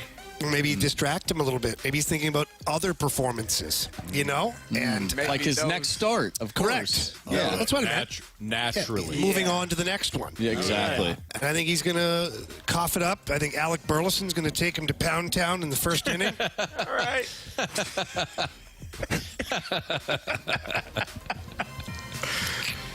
From the 217. Are you sold on Alec Burleson becoming Albert Pujols reincarnated? No. Okay, guys, Next can we please touch the brakes? Yeah, no. 700 home runs. That's a Greatest shame. players to ever play the game. That's a shame. No Unreal. offense to Alec Burleson. Whoever sent that in is like, this will never be read, but I'm going to see if I can get it in. Like, I'm a big Burley fan. There's no doubt. I think what he's doing is fantastic. No. He's not even the same atmosphere as Albert Pujols. Come on. Be better. I think person sometimes knows people, no, maybe not, because I think sometimes people don't understand the levels of good and great. Yeah. Like, and that's but there are levels, man. Like, there are levels to how good a player is, and then there are other people. Like, it's just not even close. You're like, man, he's good. But he ain't that. My gold jacket's a little different than the other gold jackets in the Hall of Fame. Yes. Albert Pujols is a player that I wish I could watch in his prime as an older person. Yeah. Like, now I would love to watch Albert Pujols with the Cardinals in so his prime. You can appreciate it even more. Yeah, and not that I didn't appreciate it when I was younger, but, like, he was the type of player that made me love baseball, right? Is there a player like that for you guys that you watched when maybe you were younger, or even now that you wish you would have watched later in your life or earlier in your life? For me, it was Ricky Henderson. Oh, wow, yeah. Like, just the athleticism, how he hit the ball with power, hit the ball out of the park. And it felt like he did everything. Like, he was amazing to watch. Like, I think about him and would have wondered what he would have been like as a running back in the NFL or something like a kick returner, punt return. But for me, he was so special to watch. And I used to love the Oakland A's when I was a young man. Barry Sanders. We all know he's great. I would love to rewatch that now. Paying more attention to every game. Exactly. Yeah, I could see that. Because the Lions weren't. It's not like the Lions were on TV much outside of Thanksgiving. Everything. True. We have a Nolan Ryan from the 314. That's a good one. A Bo Jackson from the 314. I did get to see Bo. That was unbelievable. Yeah. Bo was great. Bobby Orr for me. When it comes to hockey, would have loved to watch him play. I got to see a pretty close version in Paul Coffey, who dominated the NHL in points as a defenseman. But Bobby Orr he was apparently at a whole other level. Yeah. I never really got to appreciate that. Sure. From the 314, are you sold Major League Baseball players should be allowed to play in the 2028 Olympics? Yes. Absolutely. Why the NHL goes over there, and why 100%. can't Major League Baseball just take a pause, start your season a little earlier that year or whatever, or even subtract some games? Yeah. Like if everybody the owners probably wouldn't like games. that. Yeah. Yeah, and then baseball is so big on records and numbers. Correct. So start a little earlier then. I mean, I know April can get a little cold for some guys. It's going to be cold. Thanks, Dad goes RL Chalk. Oh, man. But I think the You U.S. know should. that story, Carey? I don't. All right, go ahead, Jamie. Finish your thought. No, just to finish my thought is the NHL finally got it right by letting their players go in the Olympics. I mean, one of the most popular things in the Winter Olympics is the hockey now because you're getting the absolute best players in the world. Yeah. I mean, how awesome would that be? Baseball in the Olympics, and you're getting Shohei Ohtani against Mike Trout. Like we saw it in the World Baseball Classic, but now, like let's amplify that a little bit. So the backstory on RL Chalk. Okay. So Jamie was giving me crap one time because I was taking, I think, Paul Goldschmidt to hit a home run or something like that, or beat the streak or something. He goes, "Oh, Chalk again," and somebody texted in. They're like, "What's Chalk?" Yeah. And that's of course the favorite. And they're like, "What's the backstory on Chalk?" And I launched into the Roman times. Roman times, yeah. RL Chalk was his name. And he used to always do great things. He was always favored in everything he did. I think you brought the Coliseum into it. Oh, yeah. He was a gladiator. Yeah. I wonder if we'll get a cameo from him in Gladiator 2. I'm sure we will. Yeah, so that's the backstory. Sometimes I forget. Poor Carey. He's been with us. Yeah. He's been with us since January 1st, right? Yep. Of this year. Yep. And we say stupid things all the time. we say stupid things all the time. Sometimes, Carey, I just realized I didn't know that. the Nolan Arenado. You didn't know I learned that one. And now I know RL. We've done nothing for you, Carey. That's okay. Come on the show. Come on the show. We'll tell you nothing about it. You'll be great. We're creating our own moments, fellas. Yeah, that's very true. Absolutely. All right, we're going to talk to Pete Kozma. Pete Kozma, former Cardinal, will join us next. He's participating in the Home Run Derby on Saturday night, and we'll be there. And we'll talk to Pete about, I think we can relive a Cardinal memory or two with Pete. That's next on 101 ESPN.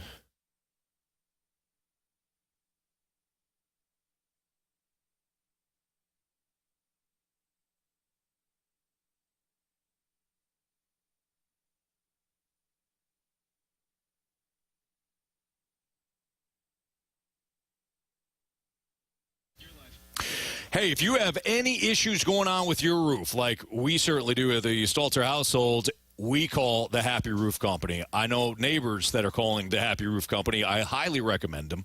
If you have a situation where maybe you experienced, we had the hail storm at the end of May. If you're dealing with a leaky roof, an old roof, a damaged roof, maybe you just want to have somebody come out to check out the situation for you, the Happy Roof Company, they should be your first and only call. The Happy Roof Company, they've been in business for a long time. They were out in the city. Now their location is in Sunset Hills. They don't chase storms. They're not one of these companies that come in and out of certain areas just following storms, do a quick job, and then get out, and you don't know if the warranty is going to last. No, with the Happy Roof Company, they do a phenomenal job of taking care of you. They give you that 10-year labor warranty on all shingle roofs, over 50 years combined experience in roofing, in siding, in gutters, financing options that are available. But again, if you have a leaky roof, when you give the Happy Roof Company a call at 314-665-3001, they will have somebody look at your issue within 24 hours of when you call. Great relationships with realtors, great relationships with insurance companies as well. So give the Happy Roof Company a call. Again, 314-665-3001, or visit thehappyroof.com. It's the Happy Roof Company.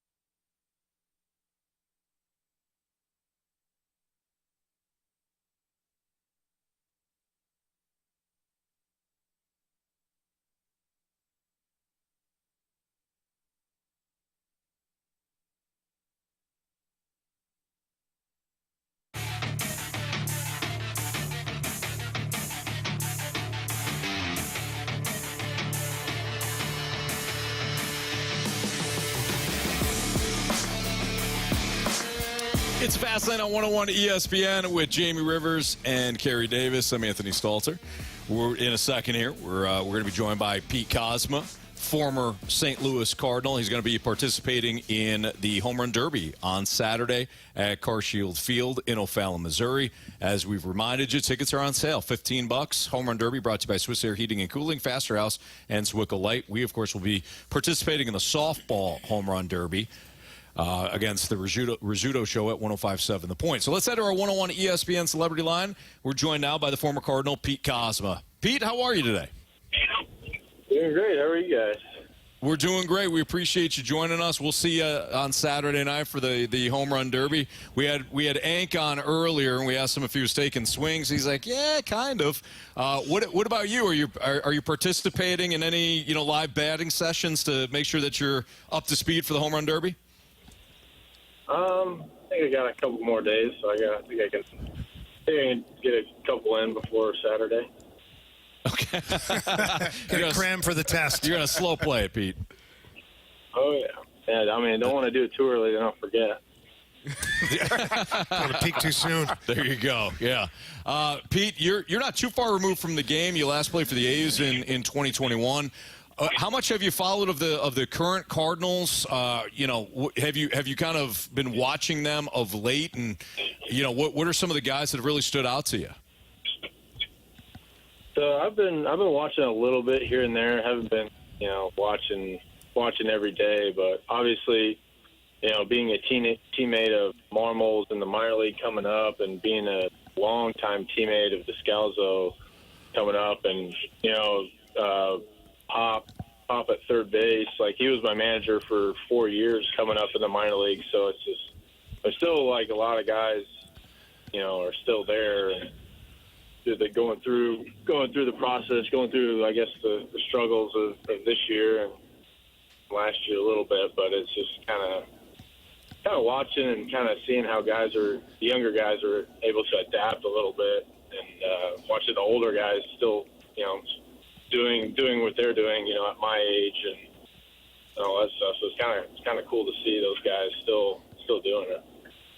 Pete, you talk about being teammates with Oli Marmol back in the day.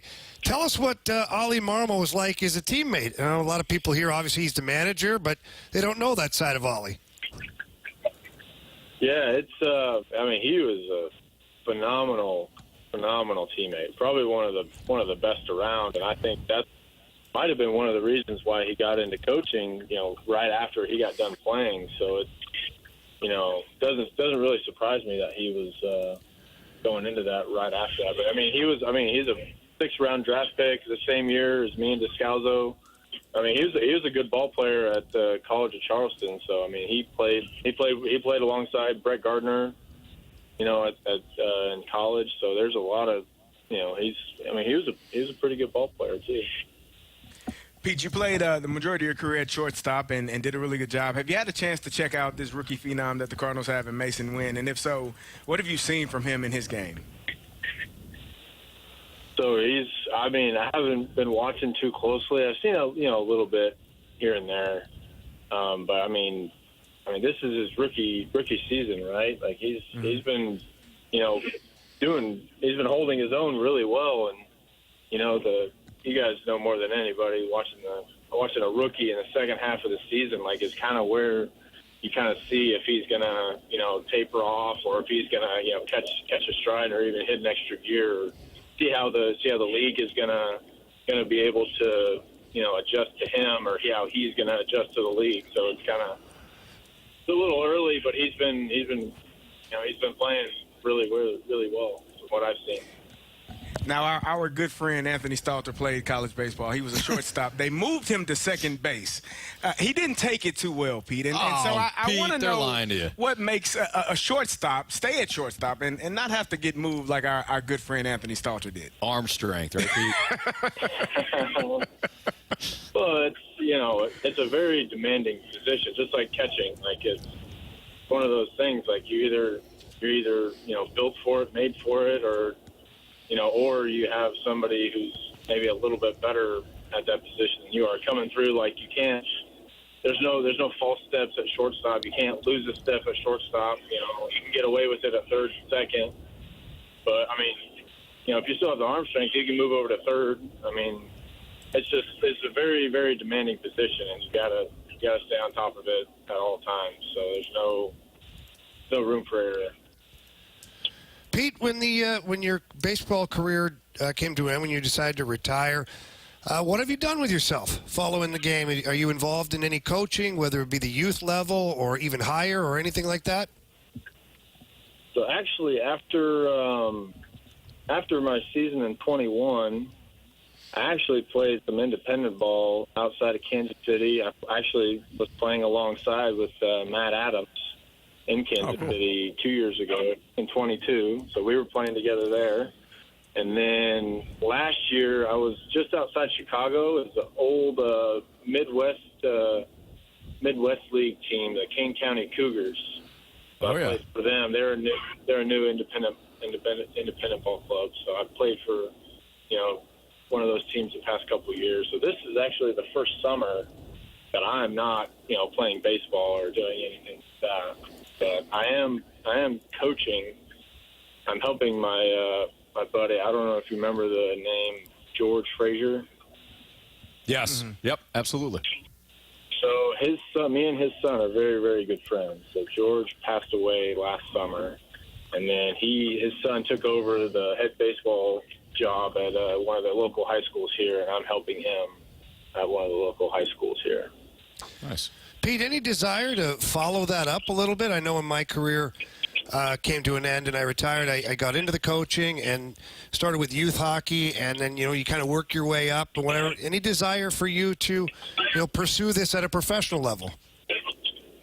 That's a good question. I know this is my first kind of summer not doing much, so it's I'm not gonna say no, and I'm not gonna say yes. So there's a lot to think about, and I have plenty of other teammates who are in different organizations, kind of doing the same thing. So maybe when I'm up there, I can sit down with Oli and Descalzo and see what they got going on.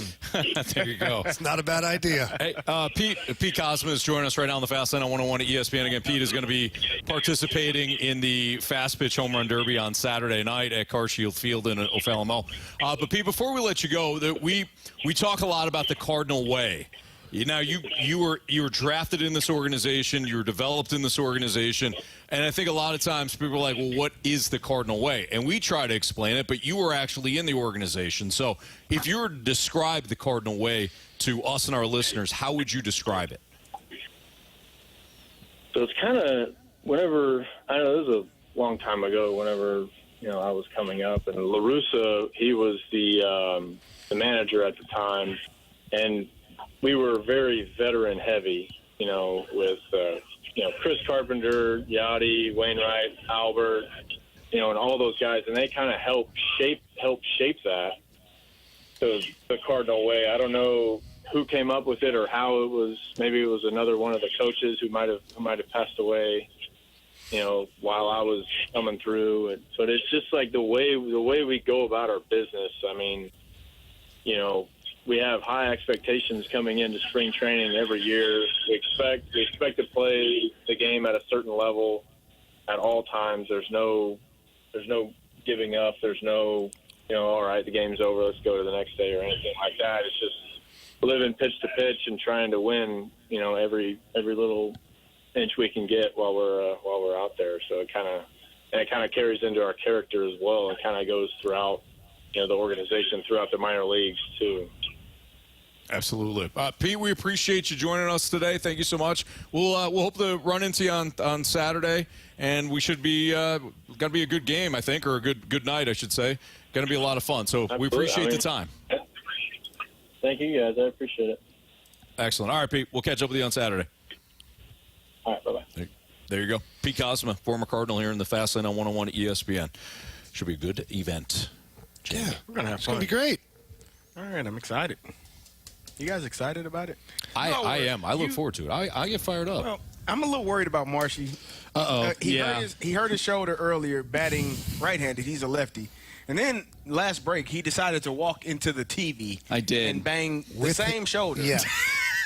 And he hunched over, and I was like, oh, my God, he's hurt. He's trying. What are we doing? He's trying to put himself on the IL. We had to put him in a bubble.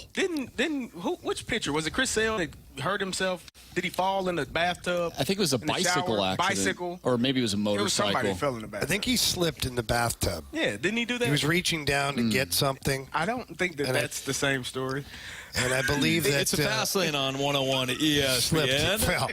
Will the Cardinals be left with the scraps at the deadline? We'll talk about that next on 101 ESPN.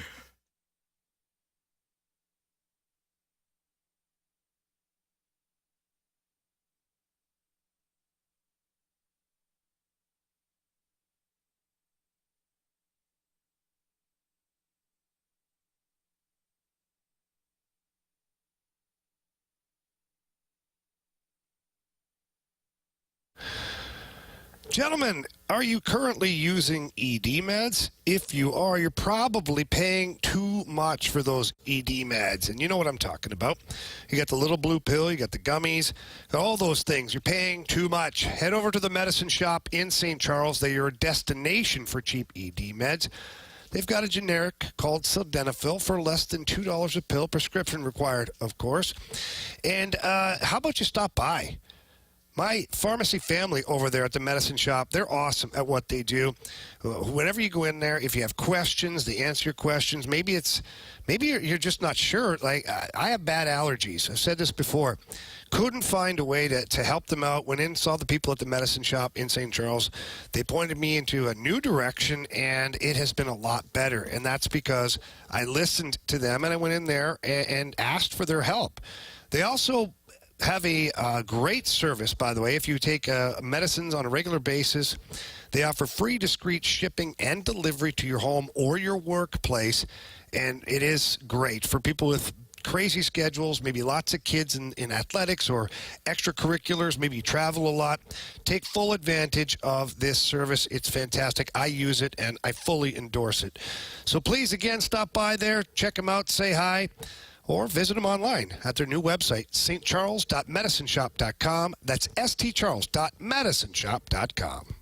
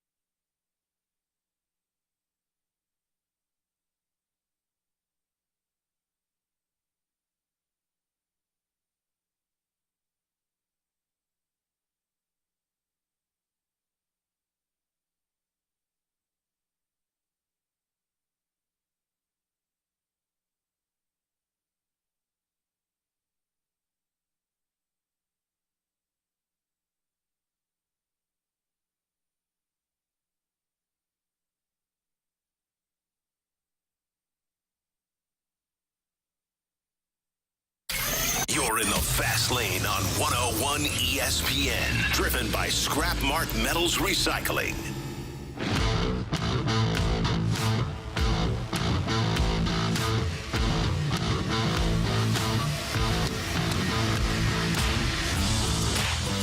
It's Fastlane on 101 ESPN 503. Your time check is brought to you by Clarkson Jewelers, an officially licensed Rolex jeweler.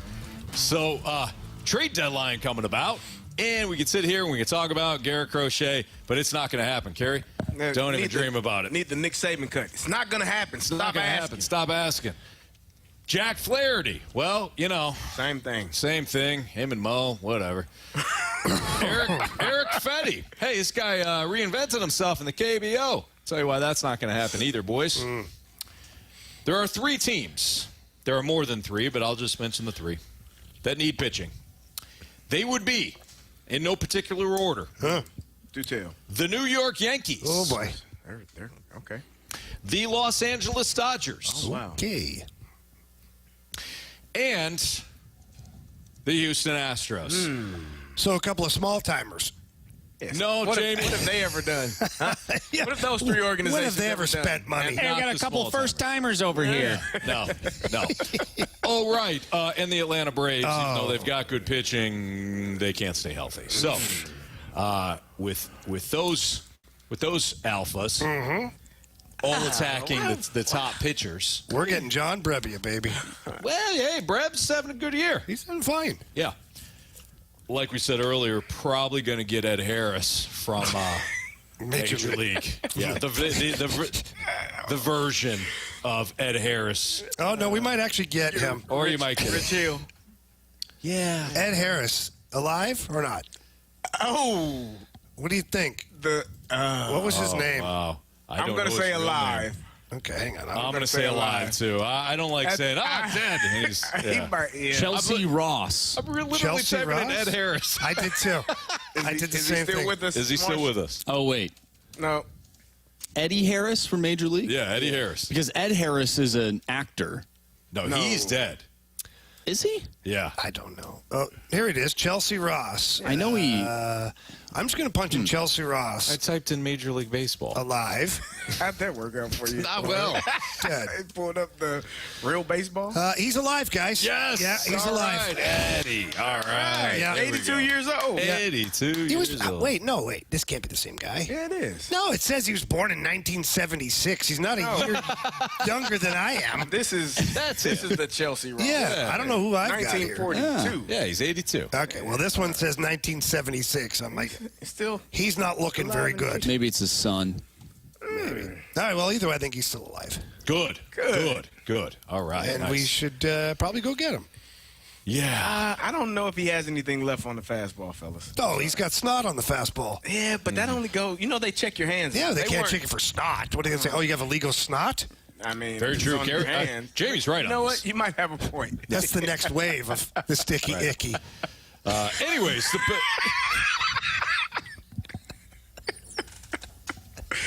Oh, I love how we just go on tangents. the point is that with the best teams in Major League Baseball all fighting for the top arms at the deadline, the Cardinals will no doubt be dumpster diving and will pay mid-range prices.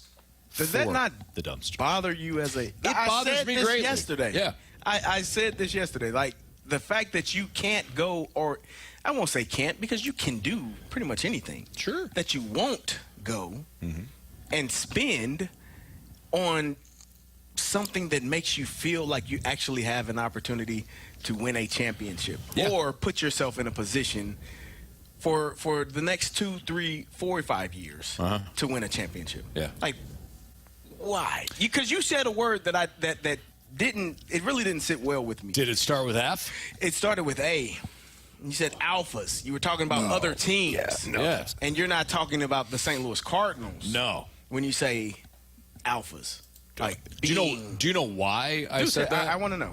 Because they're not an alpha right now. Oh. Right now or ever? Oh, they've been an alpha in the Well, past. why not now? Because They're betas. They just do their thing. You know? Guys, here's what I think is going to happen. All right. Okay? Is a week before the trade deadline, John Mozeliak is going to zig when everybody else is zagging. Okay. And he's going to empty the tank and go get one of these guys. Which a week one? before. I don't care. Pick one. Pick one of the 3. Garrett Crochet. No, he won't. No. You said pick one of the three. My bad, Carey. I meant the three others that we talked about. Fetty, what's his name? Evaldi, and Eflin. Yeah, that guy. Zach Eflin. Yeah. I think Mo is going to – I think this is the only way Mo can do it is to get ahead of everybody else so that the bidding war doesn't start. He will have to overpay slightly because you want to get out ahead of everybody. And that's the only way you're going to land one of these guys is to call up the Rangers or the White Sox or whoever and say, all right, we want player X, Y, or Z, whoever you're wanting. What do you want from us? And they're going to throw something stupid at you. Say, okay, you're close. How about we swap this out? And boom. That's the only way Mo can do it. Because if he waits to the deadline and let's say the Rangers are liquidating and you've got the Yankees, the Dodgers, the Astros on lines 1, 2, and 3, their prospect pools are better than what the Cardinals have. So the Cardinals are going to have to attack first. That would be my strategy if I was John Mozilla. I agree. I think it's a great strategy. So is this move just for this year? We're not like this is a. Carey, I have questions. I want to know. He can listen. He can ask questions. But I just told you who we're getting. I know. Is it just for this year? It's beyond this year. Well, those guys aren't. Eflin is under contract for one more year, and okay. So great. It's a 2-year plan. That is it. I mean, well, that's great. But you figure if you're going to acquire somebody that's got 3 or 4 years left on this deal, that's going to be even more pricey. Okay. All right. I just like to know what I'm getting in for, Anthony. Yeah. I don't want to just get in the car and not know where we're going. Sometimes it's fun. Yeah, it can also be dangerous. Now, there's many nights in my life, Carey, I've crawled into a car and not known where I was going. Same here. Yeah, and then woke up and didn't know where I was, okay? And it was fun. The parts that you can remember. Wasn't that Saturday? Friday. That happened to me one time. Did it? Yeah, it was in an Uber, though. Took an Uber and got dropped off at a Schnucks. Oh. Nice. Nowhere near my apartment. Oh, that's a good call. Did I? You're hungry. No. I was hungry. Be safe. Know where you're going. Absolutely. Did I ever tell you about my DC story with the cab driver? Oh, you did. I don't know that one. Oh, no, not that one. I know was it Connecticut? That was the other one. Okay. So I was going back and forth to Bristol, right? And one of the I mention it every time I mention it. It's like I mention it every 6 months. I was going back and forth weekly, to the ESPN campus. Yeah. They sent a limo for me, Definitely not. I think I've heard this story before. What the hell? Go ahead, Anthony. Every 6 months I bring up Bristol. And you get hot box. Anyways, Chef D. You're going back and forth to Bristol. Thank you, Carey. DC was where always ESPN is. DC was always one of the connecting flights. I hate the DC airports. They're terrible, right? They're always under construction. The flights are always late, whatever. Well, East Coast weather, not great, Jamie, as you know. So get delayed, flight canceled. I'm staying in DC for that night, right? Because I was trying to get home. This was, you and I had a show. Oh, I remember that. You bailed on me. That I only did. It was like first day of ever being on the air together. Stalter and Rivers that I did. I was Minus there. Rivers. 4-hour show. I was solo. there for a bit. I get tired of Anthony going to Bristol. This was well before I went to Bristol. 5-hour show on Sunday, 4-hour show locally that I did from Bristol on Mondays, right? So I'm dog tired. It's like now 11:30 at night, maybe midnight, and I got my phone. They have cabs right outside the DC airport, so I'm getting I got to get a hotel, right? So I got my phone from the back seat. I'm following this guy as he's taking me to the hotel. Except we're not going to the hotel. We are going further and further around. And so I'm Italian. And I've got rage issues.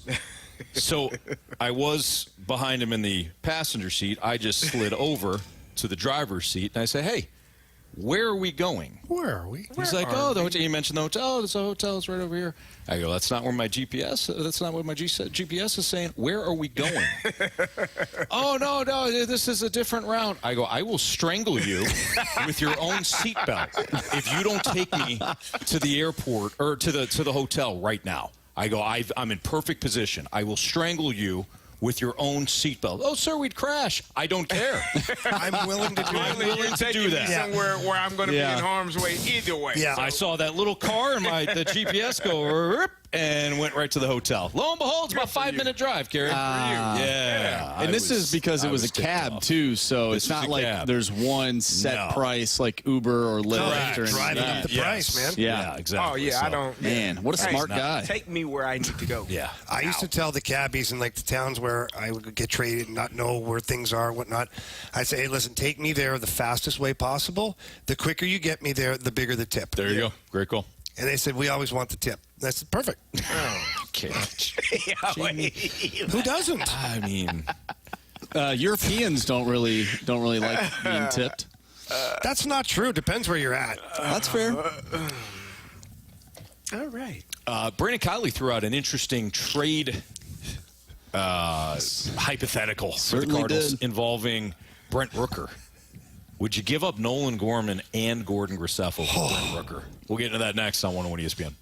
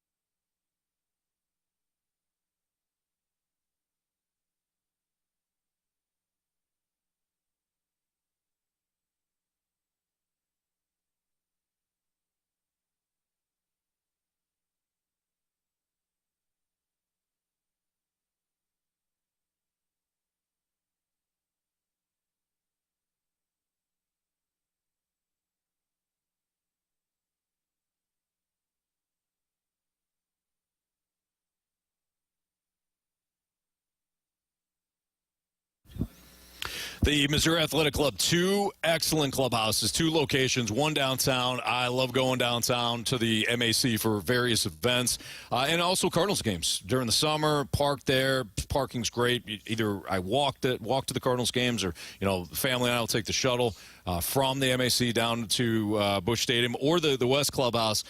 I love taking the kids to the pool. I also enjoy getting my workout in and meeting various club members, meeting people for lunch. It's always a great spot. That's my MAC, Missouri Athletic Club.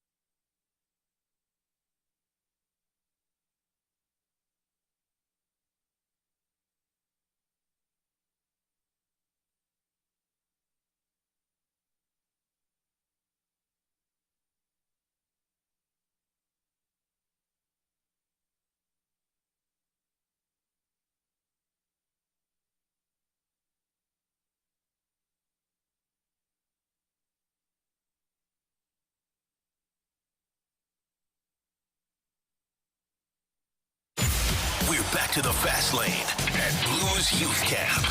Brought to you by E&B Granite, Bernie Federko's only choice for granite countertops, cabinets, and flooring.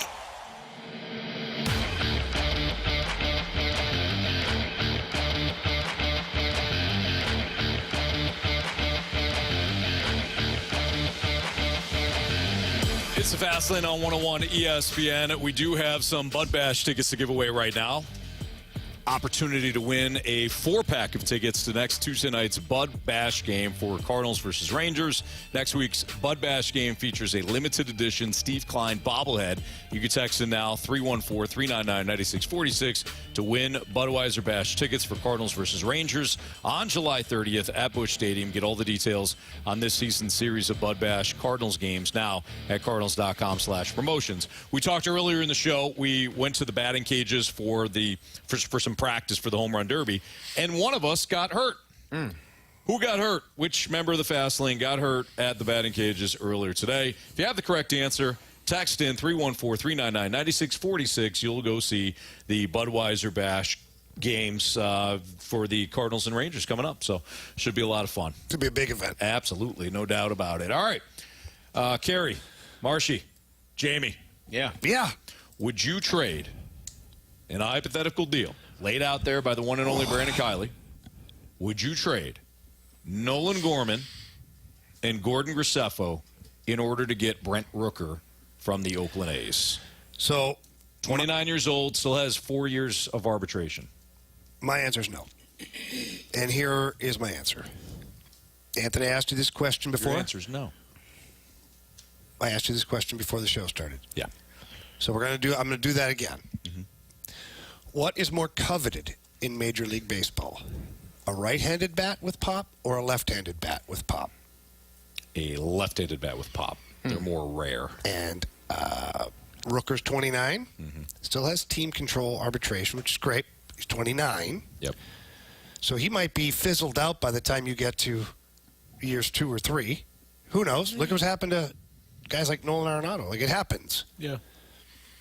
25 for Nolan Gorman, who's just figuring things out. I'm not making that trade.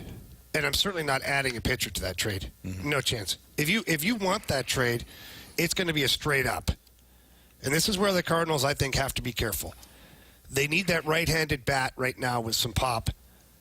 But I just don't think you move a Gorman, let alone a Gorman and Graceffo for that guy. That's my thoughts.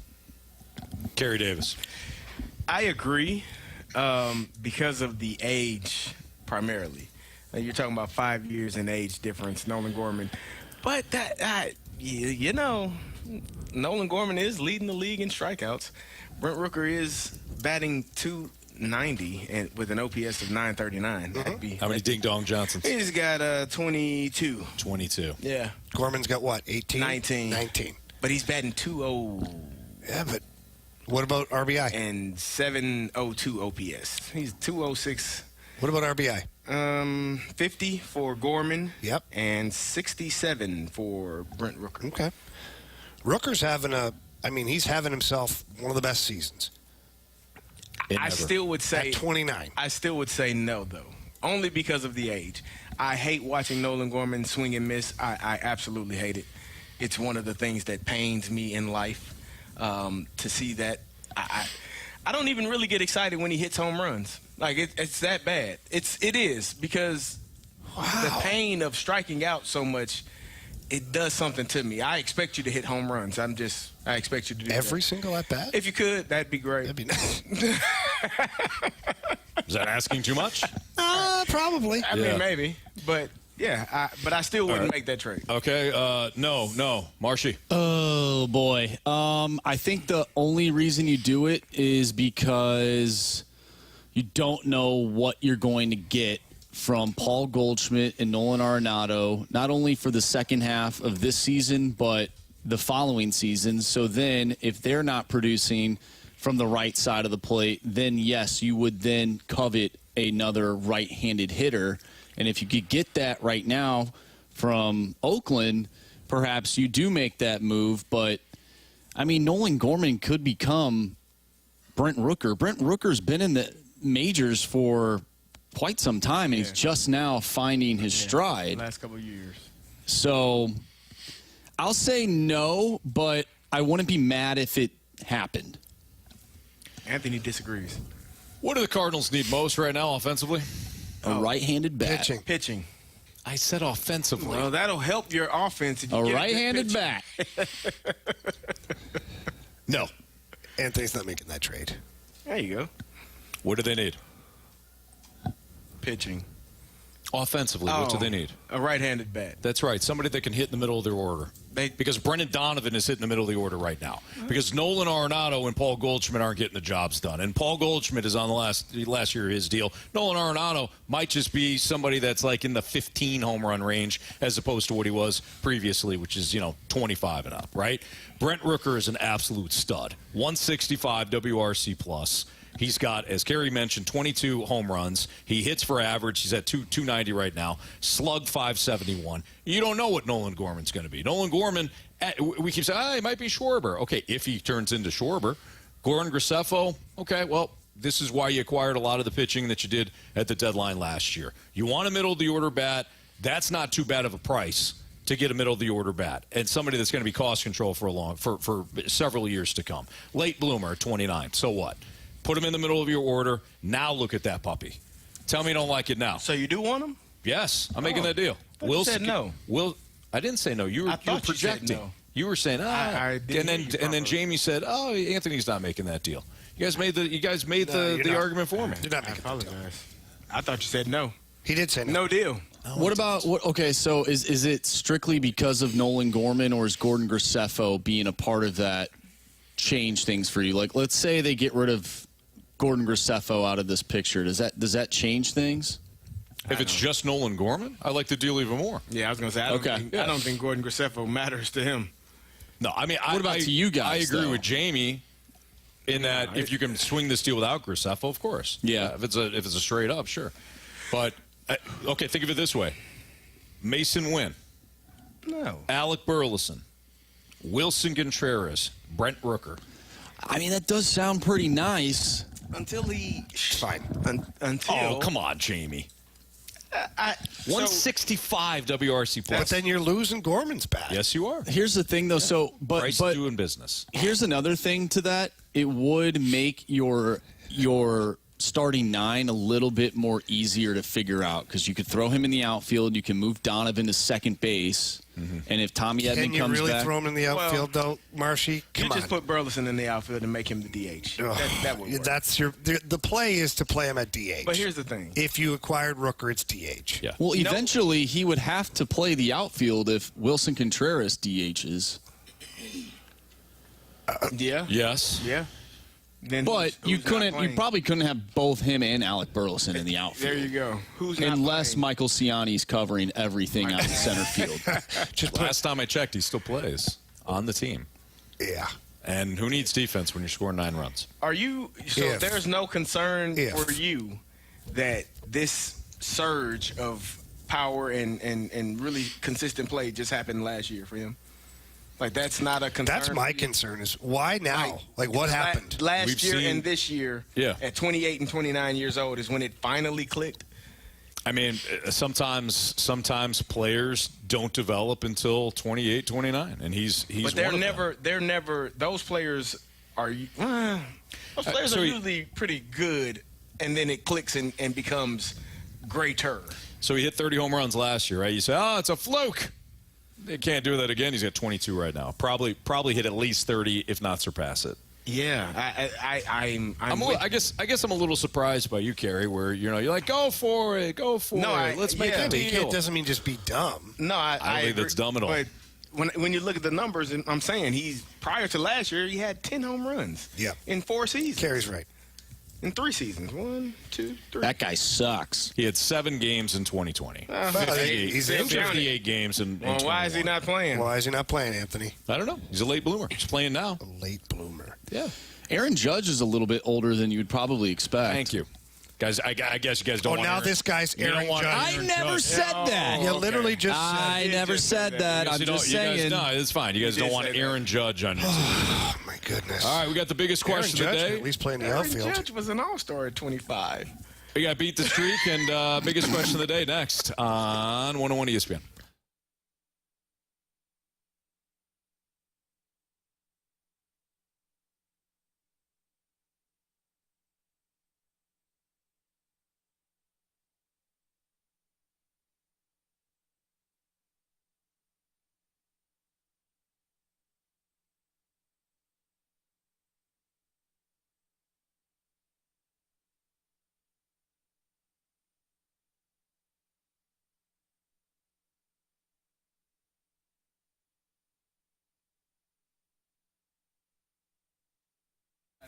Hey, it's been hot outside, and if you're tired of paying those high utility bills every month because your home AC just keeps running and running, it's probably because your windows are not energy efficient. If yours are builder grade or over 8 years old, the seals could likely be broken, air is leaking out, and you're paying the price in high utility bills all year long. Window Nation high-quality windows are built to last a lifetime. Right now, for every 2 windows you buy, you get 2 windows free. There's no limit to how much you can save. Plus, you can save even more with 0 down, 0 interest, and 0 payments for 24 months. Window Nation's windows come with a lifetime warranty, and most can be installed in 1 day or less. They were even recently ranked highest on Forbes' list best window installation companies, so you can trust Window Nation for the high-quality, affordable windows. Stop paying more than you have to. Schedule a fast in-home estimate right now at 866-90-NATION or go online at windownation.com. That's 2 free windows with every 2 you buy. 0 down, 0 interest, or payments for 24 months. 866-90-NATION or online at windownation.com.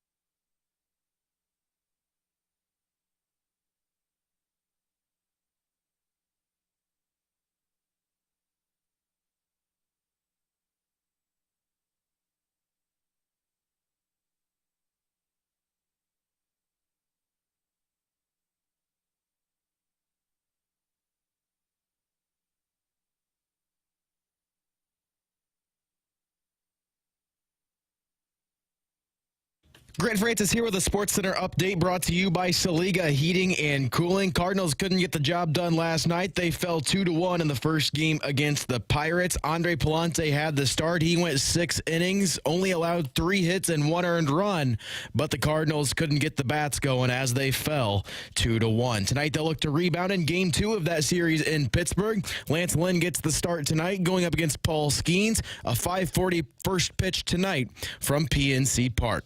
I'm Grant Francis. The SportsCenter update's been brought to you by Saliga Heating and Cooling, an independent American Standard heating and air conditioning dealer.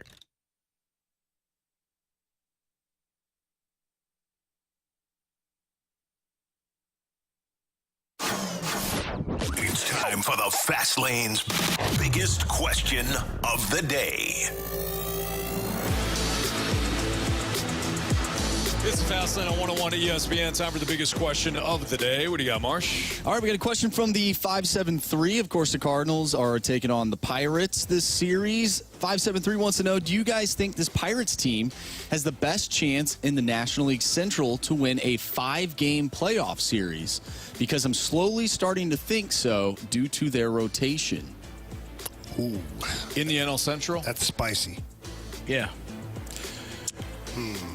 But just a 5-game, so, you know, they win a wild card round, then go to the National League Division Series. And because of their pitching. Yeah. I mean, pitching matters, right, Anthony? We talked about pitching that, and defense. especially in the playoffs. Yes. Yeah, Keller and Skeens back-to-back. I mean, you have to assume you're probably winning both those games. That's correct. That's a problem for other teams. Yeah, so Paul Skeens, Mitch Keller. I mean, hell, even Jared Jones. Yeah, they've got the best 1, 2, 3 in the National League. Central. Because I would say Philly has. Phillies do absolutely. I don't even know. I think that's probably closer than we think. Paul Skeens the best pitcher in baseball. Yeah. Phillies are pretty dominant. Phillies are, but I would say it's not as big of a gap as we think. No. I mean, it's not the Brewers anymore. Hunter Green is a stud for the Reds. Andrew Abbott's having a good season for them as well. Nick Lodullo is also having a very good year for the Reds. But, look, I mean, it's the Pirates. So, yeah, I would say so. Pirates are only 1 game back of the Cards right now. Marshy, what I know. Doing? Yeah, Marsh, I don't understand. Why would you say that? Exactly that's who's... Well, this is what I'm trying to get at. Exactly whose team are you on? I'm on your team, Anthony. Doesn't feel like I'm on Team Fastlane. Yeah. Right? It just doesn't feel like that right now. I mean... all I'm saying is... He's not wrong. The Cardinals, we have these expectations for them to win the Central. Right. Potentially win a series. Of course. Series. Naturally. The Pirates are basically the Cardinals with better pitching. Wow. They have a better run differential. Mm-hmm. Who doesn't? That's very fair. Valid. They have a great fan base that shows up only when they make the playoffs. They have been showing up lately. Suddenly I know who actually wrote the Ringer article that we talked about yesterday. I am wearing black and gold, Anthony. The predictions, right? The bold predictions for Major League Baseball's second half. It was, in fact, our very own Andrew Marsh. Wow. Who wrote that the Cardinals, in his bold prediction article, will finish dead last in the NL Central. Marsh. I did write a thesis, Anthony. I think I could write an article. Wow. It's disgusting. All right, do we have... Yeah, we have Grant Francis Fan Club today, nice. making up for not talking as much hockey as we did yesterday. Okay. Grant, our own Grant Francis, got to talk to Grant Francis Fan Club to get him on Beat the Streak today. Wow. Okay, well, let's welcome in. That's an epic conversation. Grant Francis's Fan Club to play Beat the Streak. Good streaking! I want to hit baseball. All of my successes depend on me. Ready to hit. The hits just keep on coming. And his first big league hit is a bullet up the middle. All right, now we welcome in GFFC. What's going on? Hey, at first I was a little worried about playing this on a day Skeens was pitching, but even if he has a no-hitter going, they'll pull him. So Oh, that's a good point. Very true. So Absolutely. true. Yeah. Before we dive in, and you can also take a Pirate if you want. They are facing the Cardinals of Lance Lynn. But I got to ask you this. Come on, Anthony. What team are you on? What team you rooting for? We know. I gotta ask you this. How was it to actually talk to the Grant Francis? Made my whole week. Makes sense. Awesome. Yeah. Yeah, I'm sure Grant, the real Grant Francis, actually feels the same way. Absolutely. Hey, more of an honor for me talking to my fan club than him talking to me. You know, that's why you got a fan club right there, Grant. That sort of humble American attitude that you have, blue-collar attitude, that is why you have a fan base. Before we know it, it's going to grow to 2 or 3. Oh, yeah. Well, I think it's already there. Quite frankly. Probably within the last couple of minutes, it's already grown. No doubt. Yeah. It's only natural. Yeah. Okay. So, Marsh, what do we got for Beat the Streak here? Yeah, so Brian, who picked Mason Missile, also known as Mason Wynn, that's his real name, did not get a hit last night. So unfortunately for Brian, he is now out of Beat the Streak. But we have Grant Francis fan club in, so he will go last. Actually, he could probably go before you, Anthony, because you have a -3 streak right now. You haven't gotten a hit in three tries. Well, you know what? Why don't we talk about bet the board here in about 10 minutes, huh? You know what? Bet the board here. We don't have to. Jamie has a streak of 4 because Alec Burleson keeps hitting the ball, and he's picked him 4 times in a row. Carey, you have a streak of 3, and I have a streak of 1. Okay. All right. Now, Marsh, I wasn't listening, so go ahead and tell us who's up first. Well, Jamie's going to pick Alec Burleson, so Carey, you're up next. Hey. Are you picking Alec Burleson? You don't know what I'm about to do. He's picking Alec Burleson. He has no idea what I'm about to do. He doesn't. He's assuming like he's some Keith Olbermann type. Yeah, I don't like you just jumping up and doing that. I'm sorry, Jamie. Not you. No, I know. I'm apologizing because you have to go through this. You get the guy a Zamboni ride. Just throw it in my face now. Ride the Boney tomorrow at noon over here on the USA ring. I certainly will. I should bring a flag. You should. All right. I'm going to go with Alec Burleson. There it is. My Luis Ariz. All right. Marsh, what else we got? I'm going to go with Brian Reynolds. Oh, of course you did. I did. You always go with him. Why wouldn't I? Yeah, I don't know. Like second or third. I just don't like him. He's pretty good. He's fine. One guy to get hit. He's fine. Solid all around. Well, you did mention Paul Skeens is pitching. Give me O'Neal Cruz tonight. O'Neal Cruz. Boy, that guy's big. Yeah, he could be My a Lord. defensive end. All right. GFFC. Go ahead. You can choose before me. All right, rookie of the year on the line. I'm predicting a big game out of Mason Wynn. Oh, all right. Mason Wynn is nice pick. Yeah.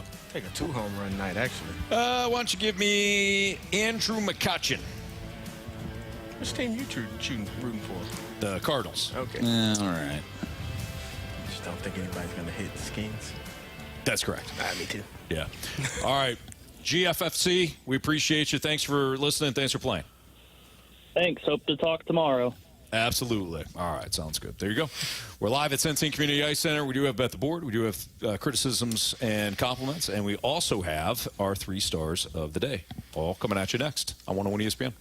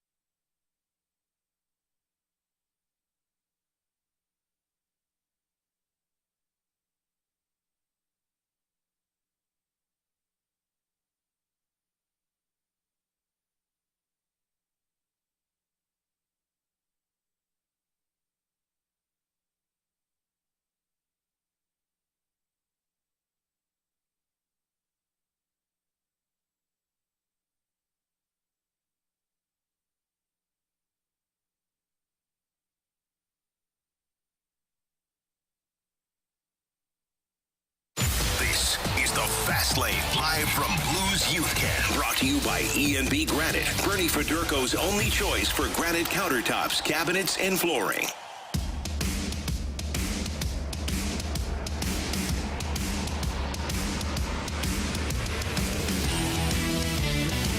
If you missed anything from today's show, you can always download the podcast available at 101ESPN.com. Your 101 ESPN mobile app's all brought to you by Dobbs Tire and Auto Centers. All right, Marsh, we got to bet the board. Yeah, so, Anthony, you are winning. You're winning right now outright. 10-4 is your record for the month of July. Jamie is right behind you, 9-5. Carey, 7-7, and I'm 6-8. Okay. Good drink. 7-7. Yeah. All right. Guys, I'm going to go right back to the well with the Dodgers, who are minus 148 against the Giants, who cannot beat the Dodgers. I won last night with it. A little scary there for a second. Blake Snell pitched pretty well, but Dodgers got it done in the end. So give me the Dodgers again tonight over the G-Men. Please and thank you. All right. I don't know if I understand this bet because the Phillies are playing the Twins and Zach Wheeler's on the bump, and the Phillies are only at minus 146. I'm going to take the Phillies, please. Well, I'm going to go. It's on me, correct? Yes. I'm going to go back to my bet of Juan Soto. Oh, the Yankees. 1.5 hits, runs, RBIs. Let's go, Yankees. Is anybody even checking? Minus 140. Anybody even checking that bet to see if it's real? It's right here. No, it's not. It's right here. Carey's just making things up. I mean, Yeah, the guy's been... Yeah. Yeah, I mean, I don't want to say it. I could see if I was actually winning with said bet, maybe you could Good point. it. Good point. All right, you got us. You got us. I have zero chance of winning this month. However, with that attitude, wow. you are well, correct. you know what? We got a text that I'm going to Losing read here in a attitude. second. So give me live player prop, Cardinals, Pirates, Paul Skeens, alternate strikeout line of 9+ strikeouts at plus 128. So give me Paul Skeens to have at least 9 strikeouts. Holy smokes. A lot of confidence in your Cardinals. No kidding. Wow. Hey, I feel like you just love Paul Skeens. What's with all this Paul Skeens love? Are you not a Cardinals fan? all Clearly right. not. It's embarrassing. Come on now. Bad. We got a text from 618. Hey, so tired of the Paul Skeens love. I hope he can't get out of the first inning. I thought this was a Cardinals radio show, not a Pirates love show. Fast Lane the Pirates and Fast Lane that dirtbag Skeens. I mean, I don't hate the ending of his text. I don't either, yeah. I like the passion. Yeah, I do. Why would you think we're a Cardinals show? A Cardinals 'Cause radio show. We're in Because you St. guys Louis. got on red shirts Aren't and you- we're in St. Yeah. Louis. Aren't you Hockey. But Aren't you the same dude that's always like, you're talking too much, you're carrying the Cardinals water? Like, pick a lane. Choose a lane. When Fast lane. Yeah, There the you go. fast lane. Yeah. By the way, Paul Skeens has been an absolute stud. You know what? You don't watch the games. 618. Anyways, Marsh, what else we got? Yeah, we got a text from the 314. Since you've been playing the Sounders, win or lose, we've been playing generally a lot better. I think it's good mojo. It is on us. Nah, I don't think so. Oh, I think it is. It could be. Totally. You Maybe. think they get We, excited? we They deserve listen all to the it in credit, clubhouse? Carey. They're listening to it.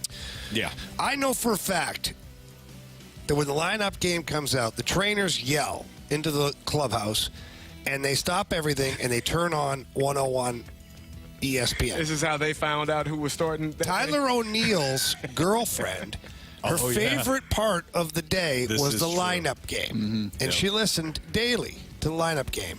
And that got Tyler on to the lineup game. Really? And then Tyler brought that into the clubhouse for the 17 games that he played while he wasn't hurt. And She's still listening? I was just thinking the same thing. oh, no, she's fine. He's playing much more now in Boston.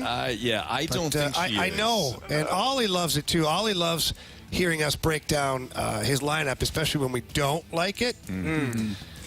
Well, we only don't like it when we don't know it. When it's not good. Oh well, yeah, okay. That's true. Wow. It's happened before. It has happened. It has happened before. Has happened. Carey, we were talking earlier about your favorite fantasy football player being Taysom Hill. We got a text from the 314. That scenario Marcy just mentioned about Taysom Hill playing quarterback in a tight end spot almost ruined a lifelong friendship in our league between one of our members and the commissioner. Wow. I can see that. Listen, it gets a little hairy with the fantasy football. You put a guy in a spot where he's a tight end and you actually get to use him. I mean, he's a quarterback, he's a tight end. What position is he playing? He's got 45 points. Yeah. Because he plays all of these positions. I don't think it's fair. Yeah, find the loophole. I don't think it's fair to Alvin Kamara either. Give him the damn ball. Alvin Kamara scored, I believe it was like 5 touchdowns on Christmas. Yeah. Like 2 years ago. Yeah. And I was like, man, I need that guy on my fantasy football team. And then he wasn't good anymore. Because they don't use him. Yeah, I don't know if it was him necessarily, but Dennis Allen. When you have a good player, I always think, and I learned this from Arthur Smith. Oh God. When you have a good player that your front office has invested a lot in, either money or draft-wise, you play his backup immediately. Anthony. So Jalen Warren, pick him in the draft in fantasy football. Who's your third guy? Cordero Patterson. then I would take Patterson. I actually drafted Cordero Patterson in my my dynasty league because he is in Pittsburgh now. Yeah, I don't blame you. Because I'm a huge Pittsburgh fan, apparently. He's going to get a huge run. Yeah, you are. Absolutely. I guess. Yeah, we did get a... If you're going to be on this Cardinals radio program... I need to change the color of my shirt. Yeah. We did get a response, though, from the 618. Does watch the games. And said, I want my Cardinals to win. I want the Pirates to go away. They don't deserve good players. I actually agree with him. They do have, from time to time, they'll have really good players. But I don't know if they necessarily deserve them based on how they run their organization. Oh, that's totally true. No. It's totally true. The Pirates? I think the same thing for the Reds. You don't think about that? The Pirates, Anthony, every time we've talked about them the last couple of years, they're trying to lose. They don't like to win. They trade away anybody good. Yeah, so why are you guys worried about this? They're going to trade away Paul. Paul Skeen's going to be a Yankee in 2 years. I'm not worried about it. I'm just saying that's you guys are all upset. You guys, you hear one thing from the 618, and all of a sudden you guys are tucking tail. It actually has nothing to do with what I said. Carey, you got my back on this. Yep. Blindly? I don't know. I said Carey, nothing you're there about with that. me? I said nothing about that. I don't know what he said, actually. No, he has no idea. No, I don't. Stop paying attention. Oh, you don't. Yeah. Neither was Anthony. Don't worry. Nope. Ron, are you listening? Nope. You guys ready for the 3 stars of the day? That's sweet ass we are. Our 3rd star of the day goes out to the word representatives. Is that during the fight? I was reading that. Dude. And I always said... Orange Reading Group came right to the top. I said the word correctly every time. I paused because I wanted to say reputation every time. My brain shut off. The hamster fell out of the wheel. I know. And you seized up. And I seized up. But I came back. It's like a bad internet connection. Representative. Yeah. And then it buffed. Hey, you gotta go in the wheel was spinning. Jamie is 1,000% correct. Yes. I'd like to say, though, that I said the word correctly. Good. Eventually. Took him a while. Eventually. 2nd star of the day. Clock on it. Can I get a ride home? I'm gonna sit right behind you. You promise? He has his weapon of choice in his hand. You promise, Dragon? Oh, my gosh. 2nd star of the day goes out to Gator. It's his birthday. Okay. Happy birthday, Gator. Happy birthday, Gator. And I think this is very fitting for the end of this show. Our 1st star of the day goes to Jamie Nom Nom Rivers and his Jamie-isms. Yes. Nom, nom, nom, nom, nom. Want me to numb that up for you? Nom, nom, nom, nom, nom. He's a beaut, folks. Our thanks to Grant Francis for keeping us on the air. I don't know if he'll be back tomorrow. We'll check. But from Centene, we appreciate it. For Carey Davis, Andrew Marsh, Jamie Rivers, and Anthony Stalter, we'll be back tomorrow. See you.